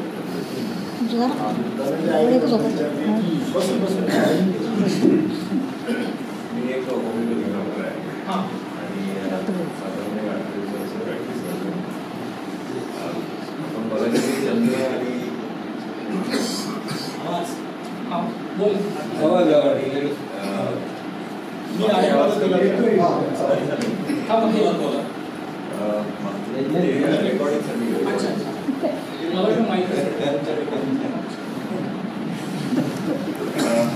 आपल्याला चंद्र आणि पृथ्वीचा तुम्ही मगाशी एक्सप्लेनेशन दिलं. असे अनेक पेशंट मी स्वतःही बघितले आणि माझ्या बाकीच्या कलिग्सने पण बघितलंय की कन्व्हल्जन म्हणजे झटके प्रकार असतो हा एक, आणि दुसरा प्रकार काही मानसिक आजार मानसिक त्रास असलेले रुग्ण. या 2 रुग्णांमध्ये अमावस्या आणि पौर्णिमेला त्यांच्या जे काही लक्षणं त्यांना असतात त्याच्यात वाढ झालेली ही म्हणजे नातेवाईक बघतात, घरातली मंडळी आणि डॉक्टरांनी बघितलं. मग हे कसं असेल? जास्त माहितीये का, डॉक्टर लागू म्हणायचे की आपल्या डोक्यात इतकं ठोकलंय ना 5,000 वर्ष, ते सगळं निघायला किमान 500 वर्ष तरी लागतील किंवा 50 तरी लागतील. कारण ते इतकं काय म्हणजे तुमचा प्रश्न लॉजिकली मला पडतोय म्हणजे कळतोय, पण आपण ते इतकं मनात अभिप्रेत ठेवलंय ना. म्हणजे आता माझ्यावर तुमच्यावर काय माझ्यावरही संस्कार झाले लहानपणापासून की अरे रस्त्याने जाताना देऊळ दिसलं की हात ठेवायचा. म्हणजे देऊळ कसलंय काय काहीच माहित नाही. त्या देवळात लोक पत्ते खेळतायत का कोण पडले तेही माहित नाही, पण मी करणार ते का होतं किती शरीराला लागलेली सवय आहे आपल्याला. तुमचा जो प्रश्न आहे ना तो इतका म्हणजे तुम्ही इतकं काटेकोर त्याचं जर नोंदी पाहिल्या तुम्हाला तेवढा डेटा मेंटेन करावा लागेल. म्हणजे विज्ञान कसं आहे, आता तुम्ही डॉक्टर आहात, पॅरासिटामॉल गोळी ताप कमी करायसाठी वापरली जाते, सगळ्या जगभर वापरली जाते. ती गोळी वापरताना आपल्याला काही वेगळं मंत्र प्रार्थना म्हणावी लागते नाही. ती किती कुणशी माणूस असेल, काय विलन असेल नाही तर हिरो असेल, त्याचं डोकं दुखलं त्याने गोळी घेतली थांब, त्याला म्हणायचं विज्ञान. तुम्हाला ज्यावेळी याचा स्टडी करायचा असेल ना, तुम्ही एकतर जगभरातला काही डेटा गोळा करा, कारण ऑलरेडी पेपर येत आहे. मला तो पाहिजे, मी रेफरन्स नेमका शेवटी ठेवला त्या लॅपटॉपमध्ये. भरती ओटीचा अभ्यास केलेला आहे जगभरामध्ये, तर त्यांनी सांगितलं की हे नाही कोरिलेट कुठेच. म्हणजे हे त्या याला येईल, पण मग पुन्हा विज्ञानाच्या कसोटीवर जर तपासायचं ठरवलं तर त्याला आपल्याला ट्रीटमेंट काय दिलं, त्याच्यामध्ये काय फरक पडले, पूर्ण वातावरण बदललंय का, तुम्ही काउन्सिलिंग कसं केलंय, तुम्ही किती विश्वासात घेतलंय. आणि ज्यावेळी तुम्ही औषधोपचार करता पण तुम्हाला म्हणजे अनेक डॉक्टर मित्र आहेत तेही सांगतात की घरामध्ये गेलं ना की ते वातावरण परत पहिल्यासारखंच होतं आणि त्या माणसाला परत त्याच वातावरण मानसिकतेमध्ये जावं लागतं. प्लासिबो इफेक्ट तुम्हाला माहिती. काही वेळेला म्हणजे लोकांचे डॉक्टरांवर इतकी विश्वास असतो की ते डॉक्टर दिसले तर ते निम्मे त्यांची मानसिकता सक्षम असते. तर हा सगळा जो मुद्दा आहे हा कणखर मानसिकतेवर आहे. ज्यावेळी माणूस ठरवतो ना की नाही मला माहिती आहे काय होतंय किंवा माझी मानसिकता सक्षम आहे, माणसाचं मन कमकुवत असतं. अपोलो 11 ज्या मोहिमा झाली त्या अंतराळवीर सुद्धा अनेक असा काय म्हणू अंधश्रद्धा किंवा काही गैरसमज बाळगणारे होते. ते मी पुस्तकात लिस्ट आउट केलं की हसण्याजोग्या त्यांच्या काही त्यांनी रूढी पाडलेल्या आहेत. म्हणजे अक्षरशः आपल्याला अरे काय लांछनास्पद रूढी आहे. म्हणजे काय माहितीये का, रशिया सगळ्यात पुढे होती अवकाश तंत्रज्ञानात, पण त्यांना अपयशच मिळायचं. ते काही त्यांचं जे रॉकेट लॉन्चिंगवर काय होतं लॉन्चिंग होताना ते वर जाऊन कधीतरी कोसळायचं.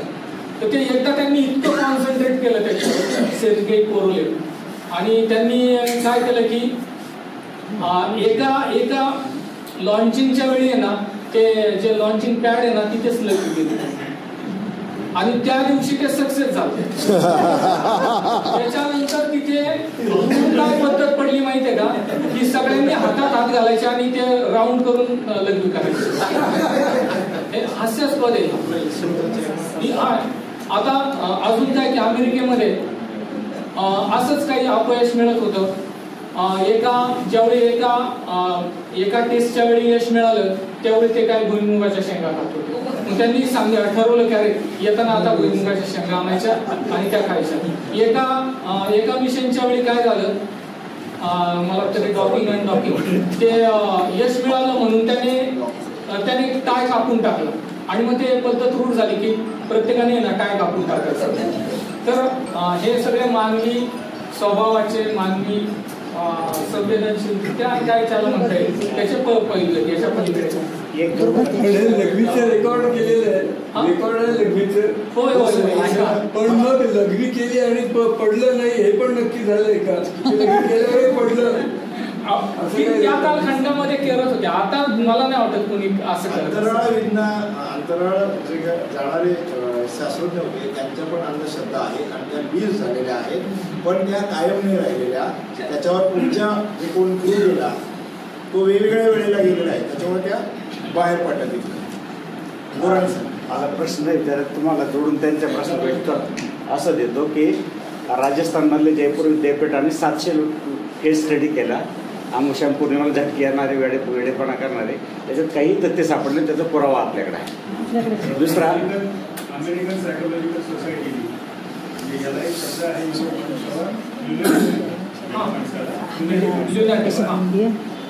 ल्युनार म्हणजे चंद्र. कलानुसार त्यांच्या वेळेपणाचे ल्युनाटिक. युरोपमध्ये म्हणजे अमेरिकन सायकोलॉजी सोसायटीने सुद्धा याचा अभ्यास केला. याचा सायकोलॉजीच्या अभ्यासक्रमामध्ये हे आता मेन्शन केलं. पूर्वीच्या काळी चंद्राचा संबंध जोडलेला होता, पण आता तसं काही नाहीये. हे आता सायकोलॉजीचे स्टुडंट शिकतात. महत्वाचे काही इव्हेंट अनंत चतुर्दशीला झालेले आहेत. किल्लारीचा भूकंप, भूलचा भूकंप, स्वाध्यायाची बस घाटात कोसळणे. माझ्या माहितीतला जवळचा एक व्यक्ती राखी पौर्णिमेच्या पहिल्या रात्री त्यांनी सुसाईड केलं. अशा बऱ्याच घटना आहे.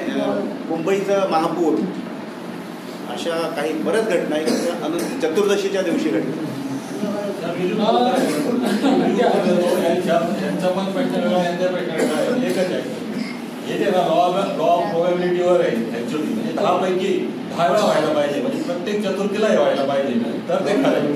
आणि सरांचे जे म्हणणे ते पण तेच आहे की त्यांचे जे आहेत ना प्रत्येक पेशंट आहे ना त्यांनी फक्त 2 किंवा 4 पेशंटचं बोलले ते प्रत्येक पेशंटला ते धमके यायला पाहिजे. म्हणजे तुम्ही जे सांगता ज्याच्या 100% असेल तर विज्ञान ते मान्य करतात.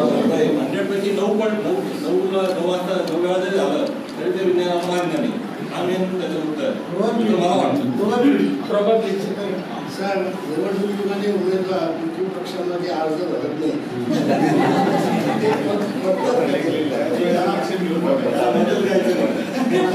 काय माहितीये का, ही कालगणना आहे. म्हणजे आता त्याच्यामध्ये काय काय ऍड झालं वगैरे तो भाग वेगळा आहे. म्हणजे मी पंढरपूरला गेलो होतो कुटुंबियांबरोबर, तर ते ॲज युजल जरा गर्दी होती वगैरे. तर मी सहज एका दुकानदाराला विचारलं की असा कोणता कालखंड असतो की आपल्याला काय पांडुरंगाचं दर्शन एकदम निवांत होईल. तो मला म्हणला पितृपक्षात या दिवसभर मंदिरात कुणीच नसतं. तर काय झालं की आपण हे सगळं म्हणजे डोक्यात ठेवलंय, त्यानुसार पावसाचा बघितलं का निवडून हे असं पक्क होतं. हा, आणि मग तुमच्या शरीरात म्हणजे भविष्य म्हणून सांगता की तुमच्या शरीरात हा वायूची किंवा या धातूची कमतरता म्हणून तो पर्टिक्युलर खडा. हा, आपल्याला ज्यावेळी माणसाला हे विश्व कशाचं बनलंय हा प्रश्न पडला त्यावेळी त्याच्या डोळ्यासमोर फक्त 5 वस्तू होत्या. कोणत्या? आकाश, पृथ्वी, आप, तेज, वायू वगैरे. आता वायू हा एकच जर प्रकार घेतला आपण, तर आपण किती प्रकारचे वायू माणसाला माहीत झाले. साधे पृथ्वी, आपण काय जमीन घेतली, या जमिनीतून काढलेली खनिजे किती माहीत झाली. कृत्रिम पदार्थ आपण किती तयार केले. आता आपण कृत्रिम अवयव तयार करतो काही काही. म्हणजे माणसाचा प्रवास कुठूनच्या कुठपर्यंत झालाय. जोपर्यंत आपल्याला एखाद्या प्रश्नाचं 100% समाधानकारक उत्तर सापडत नाही तोपर्यंत आपण या सगळ्या संकल्पना हे करतो. अवयव निर्माण केले चैतन्य टाकता आलेलं नाही ना, जीव नाही टाकता आलेला. हा, जीव गेला. हा, याचा अर्थ लागलेला नाही. एनर्जी ज्यावेळी कमी होते म्हणजे संपून जाते. म्हणजे मेणबत्ती आहे, मेणबत्तीमध्ये इंधन काय आहे? मेण. त्या मेणातून आपल्याला काय मिळतं? प्रकाश. माणसाच्या शरीरात कोणते इंधन? माणसाच्या शरीरात आता आपण ऊर्जा म्हणजे कॅलरीज म्हटलं तर त्या वेगवेगळ्या आहेत ना. आणि तो अभ्यास झालेला आहे म्हणजे तो हे केलंय निर्जीवातून सजीव कसा निर्माण झाला. पेशी तर म्हणजे पेशीला एक जीव आहे पण अनेक पेशी मिळून एक अवयव होतो. मग त्या अवयवातून जे वेगवेगळे आपले शरीरातले अवयव तयार होतात म्हणजे हृदय असेल काय मेंदू असेल, या सगळ्याला जे विचार करणारी एक म्हणजे मेंदूतून चलनवलन करणारी जी यंत्रणा तयार होते त्याला आपण काय बुद्धिमत्ता मानसिकता म्हणू शकतो. आता ज्यावेळी हे सगळं संपलंय ऑब्विसली ते संपणार आहे. म्हणजे मेणबत्ती विझली तर मग ती जी काही ज्योत आहे ती कुठे गेली? ती संपली. हा तेवढा सोपा आता गाडगे महाराजांना विचारलं शास्त्रज्ञ. हा, गाडगे महाराजांनी त्याला म्हणजे देव कुठे असं विचारलं होतं. गाडगे महाराजांनी त्यांना विचारलं की पृथ्वी फिरते हे तुम्हाला मान्य आहे म्हणे. हो मान्य आहे. तिला कोण फिरवतोय म्हणे. तिला कोण फिरवतोय असा प्रश्न गाडगे महाराजांनी त्या शास्त्रज्ञाला विचारला. तेही निरुत्तर झाले. आता गाडगे महाराजांनी तर देवाची एवढी म्हणजे तुकारामांना नाकारलेलं नाही, ज्ञानेश्वरांना नाकारलेलं नाही. आणि म्हणूनच आजी सोनियाचा दिनवर्ष अमृताचा घन हरी पाहिला रे हरी पाहिला. तो जो सोन्याचा दिवस आहे आणि अमृताचा पाऊस आहे हा कुठे पडतो? कोण पाहत होतो पाऊस? मी काय म्हणतो तुमचा प्रश्न काय? प्रश्न सांगा मला. आम्ही तुम्हाला पहिला प्रश्न केला काय पाहिजे आपला. मी काय म्हटलं ती पेशी पूर्ण आली मग तयार काय पेशीपासून अवयव पेशी तयार करता येते. आपण आतापर्यंत जेवढं हे काही व्याख्यान ऐकलं त्याच्यामध्ये एकूणच आपण सगळ्यांनी तर्कशास्त्र आपल्याला लावायचं आहे की आपण सगळेजण जे बनलेलो आहे ते रसायनशास्त्र, पदार्थ विज्ञानशास्त्र, जीवशास्त्र या सगळ्यांच्या घटकांनी बनलेलो आहे. काय आपण आता देवाचा शोध प्रत्येकाचा चालू आहे, बरोबर आहे. तर तुमचं म्हणणं काय वाटलं आता की बा ह्या विषयाला धरून म्हणणं काय? नाही मग मी ह्या विषयाला धरूनच ते मी घेतलं. कारण काय देव सुद्धा नाकारला जातो विचार. परमेश्वर सुद्धा नाकारलेला आहे. विज्ञानाने परमेश्वर नाकारला असं लिहिलंय का कुठे? असं लिहिलंय का कुठे? पण विज्ञान परमेश्वर नाकारतो. मला तेच म्हणायचंय की मग नेमकं काय जातं शरीरातून काय जातं? बरं मग त्यांनी सांगितलं हे समजून घ्या की ते सगळ्या पेशींनी बनलेलं जे होतं त्याचा जो ऊर्जेचा एक समुच्चय त्याच्यामधली ऊर्जा संपली, त्याला एक लाईफ आहे, ती ऊर्जा आपण निर्माण करू शकतोय का? बोला.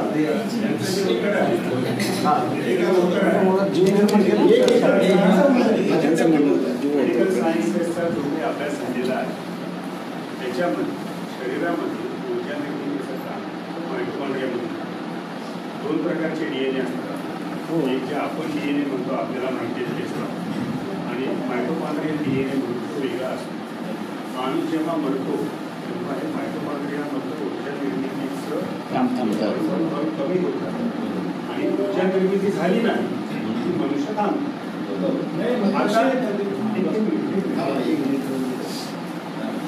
दुसरं म्हणजे हे जे काही आपण सगळे पूर्वीचे दाखले देत असतो ना, त्याच्यामध्ये आपल्याला इव्हॉल्युशनरी सायकोलॉजी आणि उत्क्रांतीशास्त्राचा जोड घ्यायला पाहिजे. काय करतो आपण, प्रत्येक विषय आपण वेगळा मांडतो आणि त्याच्यामुळे मग काय होते, आपली उत्तर शोधताना थोडीशी गल्लत होते आणि मग अर्धवट माहितीने आपण कुठल्या तरी अर्धवट उत्तरावरती विश्वास ठेवायला. सर्वात महत्वाचं, उत्क्रांतीशास्त्रामध्ये 2 प्रकारची सत्य अस्तित्वात आहे आणि ती का आली तर ती माणसाच्या मेंदूमध्ये जेव्हा निओकॉर्टेक्सची डेव्हलपमेंट झाली सगळी आणि माणूस विचार करायला लागला आणि घडणाऱ्या घटनांना स्वतःच्या जीवनाशी आणि स्वतःच्या उपलब्धता आणि अनुपलब्धता म्हणजेच यश आणि अपयश, सुख आणि दुःख याच्याशी तो जोडायला लागला. त्यावेळेस या माणसाने दुसऱ्या प्रकारचं सत्य आणलं अस्तित्वामध्ये. 2 सत्य, एक आहे वास्तव सत्य आणि दुसरं आहे आभासी सत्य, म्हणजेच सब्जेक्टिव्ह रियालिटी आणि ऑब्जेक्टिव्ह रियालिटी. ऑब्जेक्टिव्ह रियालिटी म्हणजे जे आपल्या पंचेंद्रियांना जी दिसते, जाणवते, ती सगळी ऑब्जेक्टिव्ह रियालिटी. आणि सब्जेक्टिव्ह रियालिटी ही मानवी असते. मानलं तर आहे, नाहीतर नाही. रुपया भारतात मानला जातो, अमेरिकेत नाही. अमेरिकेत रुपया हा सत्य नाही, पण भारतात रुपया हे सत्य आहे. भारताची सीमा मी मानतो म्हणून आहे, चीन मानत नाही, ती भारताची सीमा नाही, ती त्यांची सीमाच आहे. त्याच्यामुळे माणसाने जेव्हा त्याला ह्या निसर्गातल्या घटनांचा बोध होईनासा झाला, ह्या ताकदींचा उगम समजेनासा झाला, तेव्हा त्याने काही कल्पना केली आणि तिथे हे आभासी सत्य हे अस्तित्वात यायला त्याच्यातली एक कल्पना देवी आहे.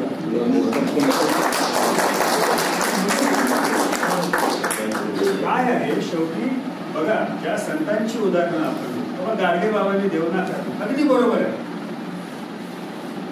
तुकारामांनी तो नाकारला, सगळ्यांनी देव नाकारला. कुठेतरी एक सर्वसामान्य माणसाला समजण्यासाठी ईश्वर संकल्पना ठेवली, हे लक्षात घ्यायला पाहिजे.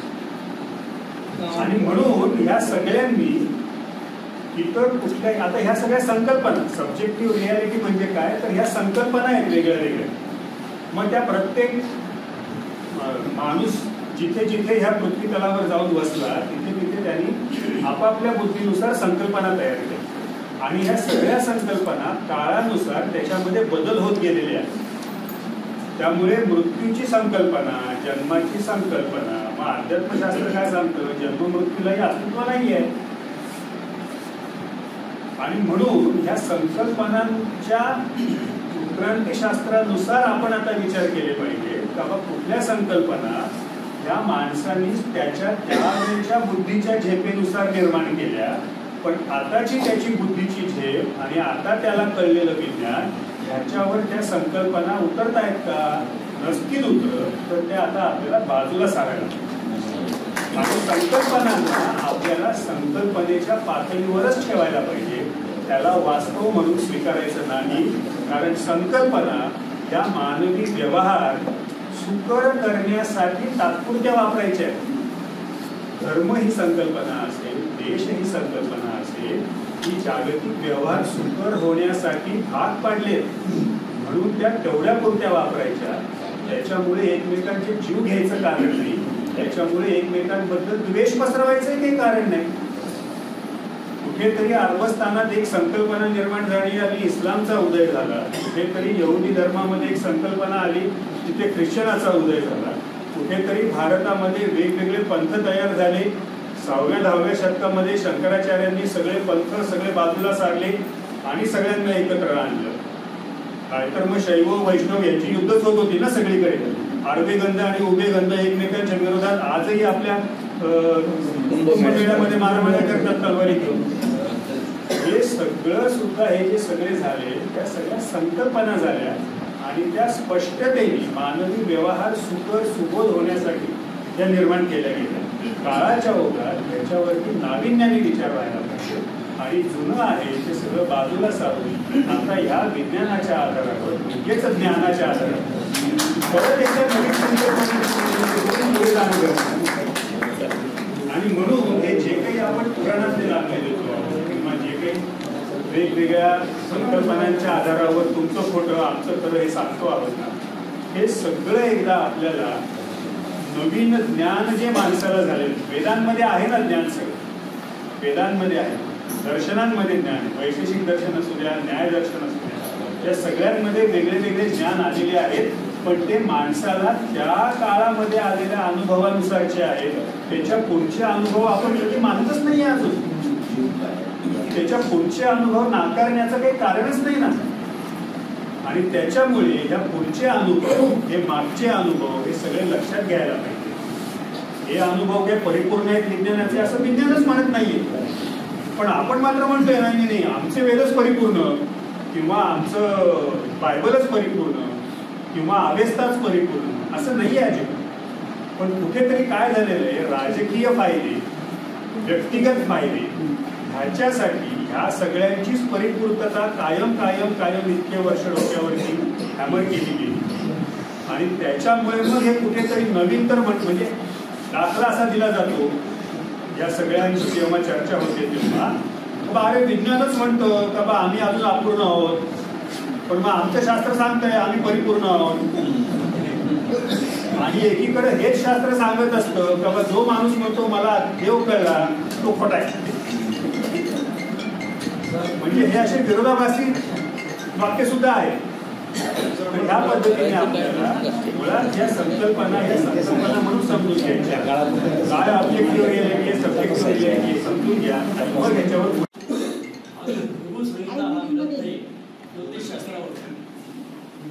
संहिता हा जो ग्रंथ आहे ज्योतिषशास्त्रावरचा हा त्यांनी जो लिहिलाय तो त्यांचा काही व्यवसाय नव्हता ज्योतिष सांगायला.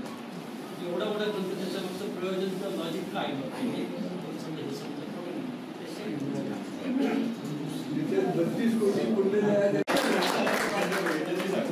पुढे येऊन सांगा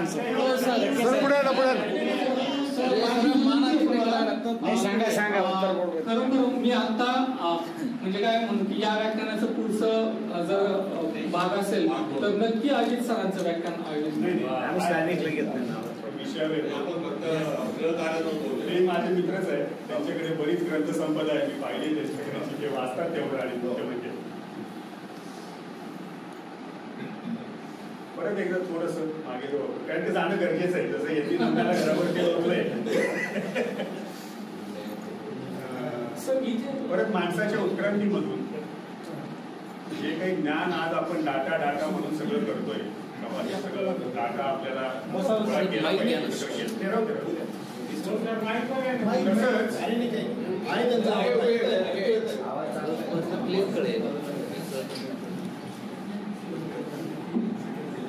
किंवा तुम्ही तो शब्द वापरला प्रॉबेबिलिटी, पुढे अजून आहे परम्युटेशन कॉम्बिनेशन पण आहे त्याच्याशी जोडलेलं. जसं पत्त्यांचं एक शास्त्र आहे तसं हे ज्योतिषशास्त्राचं एक तसंच शास्त्र आहे. हे काही प्रमाणात लॉजिकवर आहे, काही प्रमाणात परम्युटेशन कॉम्बिनेशन आहे आणि त्याच्यानुसार केलेल्या प्रॉबेबिलिटी त्याच्यासाठी का हे असं असं असं कॉम्बिनेशन असेल तर हे असं असं होऊ शकतं आणि त्याला लॉजिक म्हणजे मग पूर्वानुमान या अशा पद्धतीने. मग आता जसं कॉम्प्युटरमध्ये वेगळे वेगळे सॉफ्टवेअर्स येतात किंवा कॉम्प्युटरमध्ये आपण आता त्यांचं होमिओपॅथी शास्त्र आहे, वेगवेगळे सिम्पटम्स आता त्यांचं एक सॉफ्टवेअर आले सिम्पटम्स टाकले तर ते सगळे 10-12 सिम्पटम्स परम्युटेशन कॉम्बिनेशननी म्हणजे काहीतरी त्याचं डायग्नोसिस आणि हीच सिस्टीम आता ॲलोपॅथीमध्ये पण वापरली जाते. तसं ज्या काही कुंडल्या बनवून ठेवल्या हे त्यावेळेचं ते सॉफ्टवेअर बनवून ठेवलं बाबा हा ग्रह देशात इतक्या इतक्या इतक्या इतक्या होऊ शकतात आणि मग त्या प्रत्येक ग्रहदशेनुसार त्याच्या त्या त्या स्थितीनुसार त्या त्या वेळेनुसार जर जन्म झाले असतील तर हे असं असं असं त्याचे कॅरेक्टरिस्टिक्स असले पाहिजे. आणि मग हा जो सगळा डाटा होता हा अनेक संख्येने झाला ना, कारण मग त्याच्यामध्ये परत प्रॉबॅबिलिटी येते. मग सूर्य इथे होता, चंद्र इथे होता, राहू केतू हे अशी परिस्थिती ही एक झाली. मग ती जन्माची एक वेळ झाली. मग त्या एका जन्माच्या वेळेस अजून वेगळ्या स्थिती असू शकतात कारण काळ बदलतो. या सगळ्याचा विचार करून त्या एक एक नमुना कुंडली तयार करून ठेवतात. त्या नमुना कुंडली या तुमच्या नावाच्या नाही आहेत ना, त्या नमुना कुंडली आहेत जे काय असेल त्या नमुना कुंडली आहेत.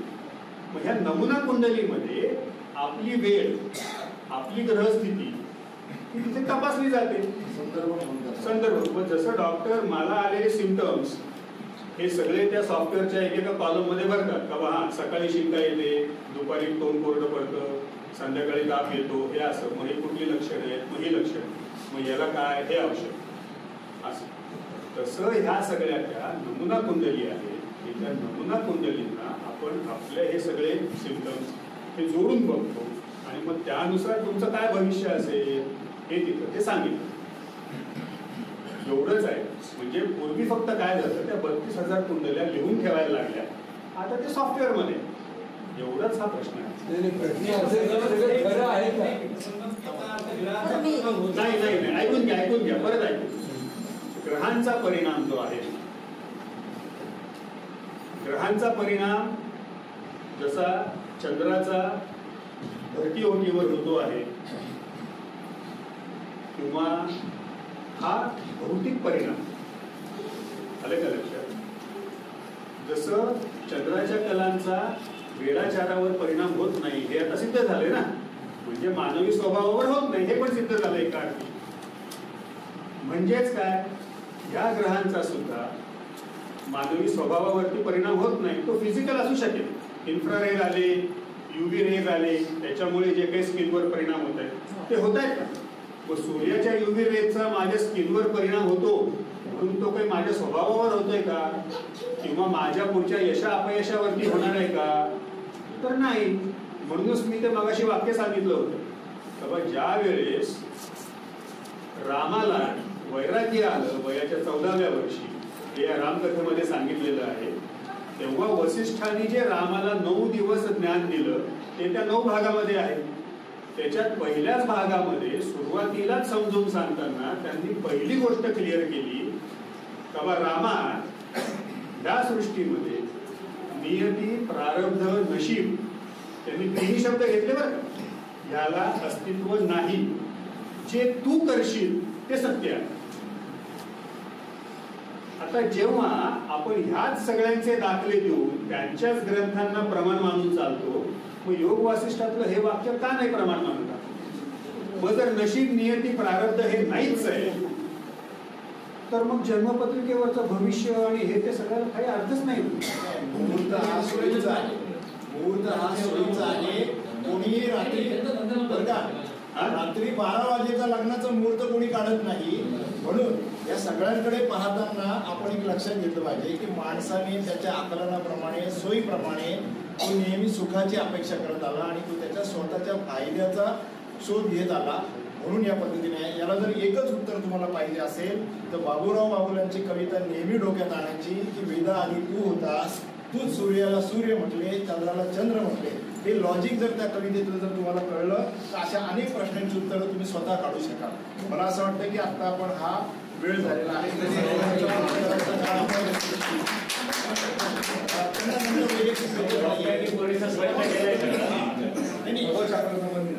सगळ्या संबंधित जरी असला तरी एक कार्यक्रमाचा आपल्या व्यवस्थापन सूत्र मी तुम्हाला संदर्भ दिलेला आहे. वक्ते आपल्याला उपलब्ध इथे अर्धा तास अजून त्यांच्याशी वैयक्तिक बोलू शकाल, कारण हा विषय जो आहे हा प्रचंड मोठा आहे. मी त्यांच्या व्याख्यानात पाहिलं की ह्या विषयाची भव्यता आणि माणसाची नगण्यता ही सगळी पाहिलेली आहे. म्हणून हा विषय एका तासात संपणारा नाही. आपण कुठेतरी माणसाच्या विचाराला चालना देऊया, कुठेतरी तर्काकडे माणसाला नेऊया. दाभोलकर ज्यासाठी कष्ट घेत होते की आपण विवेकाने विचार करायला शिकलं पाहिजे, त्या मालिकेची एक भाग म्हणून आपण या व्याख्यानाकडे पाहूया. तुमच्या सगळ्यांच्या मनात हे प्रश्नच निर्माण करायचे होते, त्याची उत्तरे येत्या काळात आपण भेटण्यासाठी वेदा आधी तू होतास ही कविता नेहमी डोक्यात ठेवायची आणि मग प्रश्न आपण डोक्यात उत्तर शोधायला लावूया. मला असं वाटतं की आता या कार्यक्रमामध्ये आपण समारोपाकडे जाऊया. आभारासाठी मी आर्किटेक्ट शीतल चौगुले यांना आमंत्रित करतो. ते आभार प्रदर्शन व्यक्त करतील, त्यानंतर राष्ट्रगीत होईल आणि मग आपला कार्यक्रम संपेल. धन्यवाद. उत्तर मला वाटतं आपल्या व्याख्यानाचं जे नाव आहे त्यातला एक शब्द विवेक हा जास्त महत्त्वाचा आहे आणि त्या विवेकाने आपण या सगळ्या प्रश्नांची उत्तरं शोधू शकतो. अशा या प्रश्नांना उत्पत्ती तयार करण्यासाठी सरांनी आज आपल्याला बहुमूल्य जे मार्गदर्शन केलं किंवा योगदान दिलेलं आहे त्याबद्दल मी भोगलकर सरांचे सगळ्या नरेंद्र दाभोलकर व्याख्यानमालेतर्फे आणि परिषदेतर्फे आभार मानतो. आणि तसेच आपण सगळे वेगवेगळ्या संस्थांचे प्रतिनिधी आणि उपस्थित आपण या कार्यक्रमाला उपस्थित राहिला त्याबद्दल आपलेही आभार. एवढे बोलून ओके. आणि हा सभागृह आज आपल्याला MAP कॉलेज ऑफ आर्किटेक्चरने आज उपलब्ध करून दिला त्याबद्दल मी संस्थेची आभार मानतो. आणि आज आपण कार्यक्रम संपूया आणि राष्ट्रगीत घेऊया.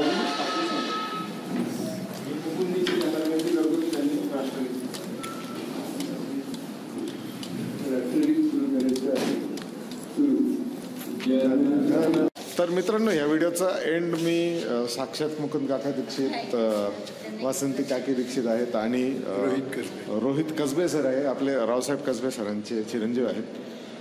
काका ह्या 5-7 वर्षात आहे ना बरेच असे घास माझ्या तोंडाजवळ आले आणि ते निसटून गेले. आणि आता ह्या जानेवारी-फेब्रुवारीत माझ्या वर्षी जी 7.5 होती ती संपणार होती.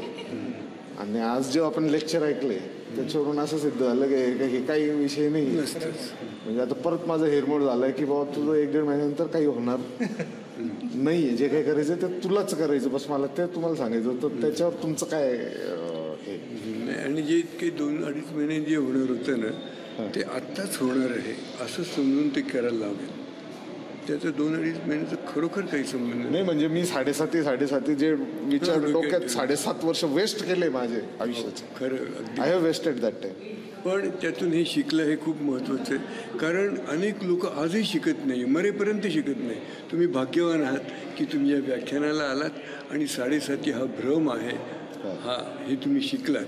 आणि जे तुम्ही धरून ठेवलं होतं ते आता ताबडतोब सोडून दिलेलं आहे. परत कोणत्याही निमित्ताने कोणत्याही बहाण्याने पकडू नका. म्हणजे कोणत्याही ग्रहाचा माझ्यावर राग नव्हता.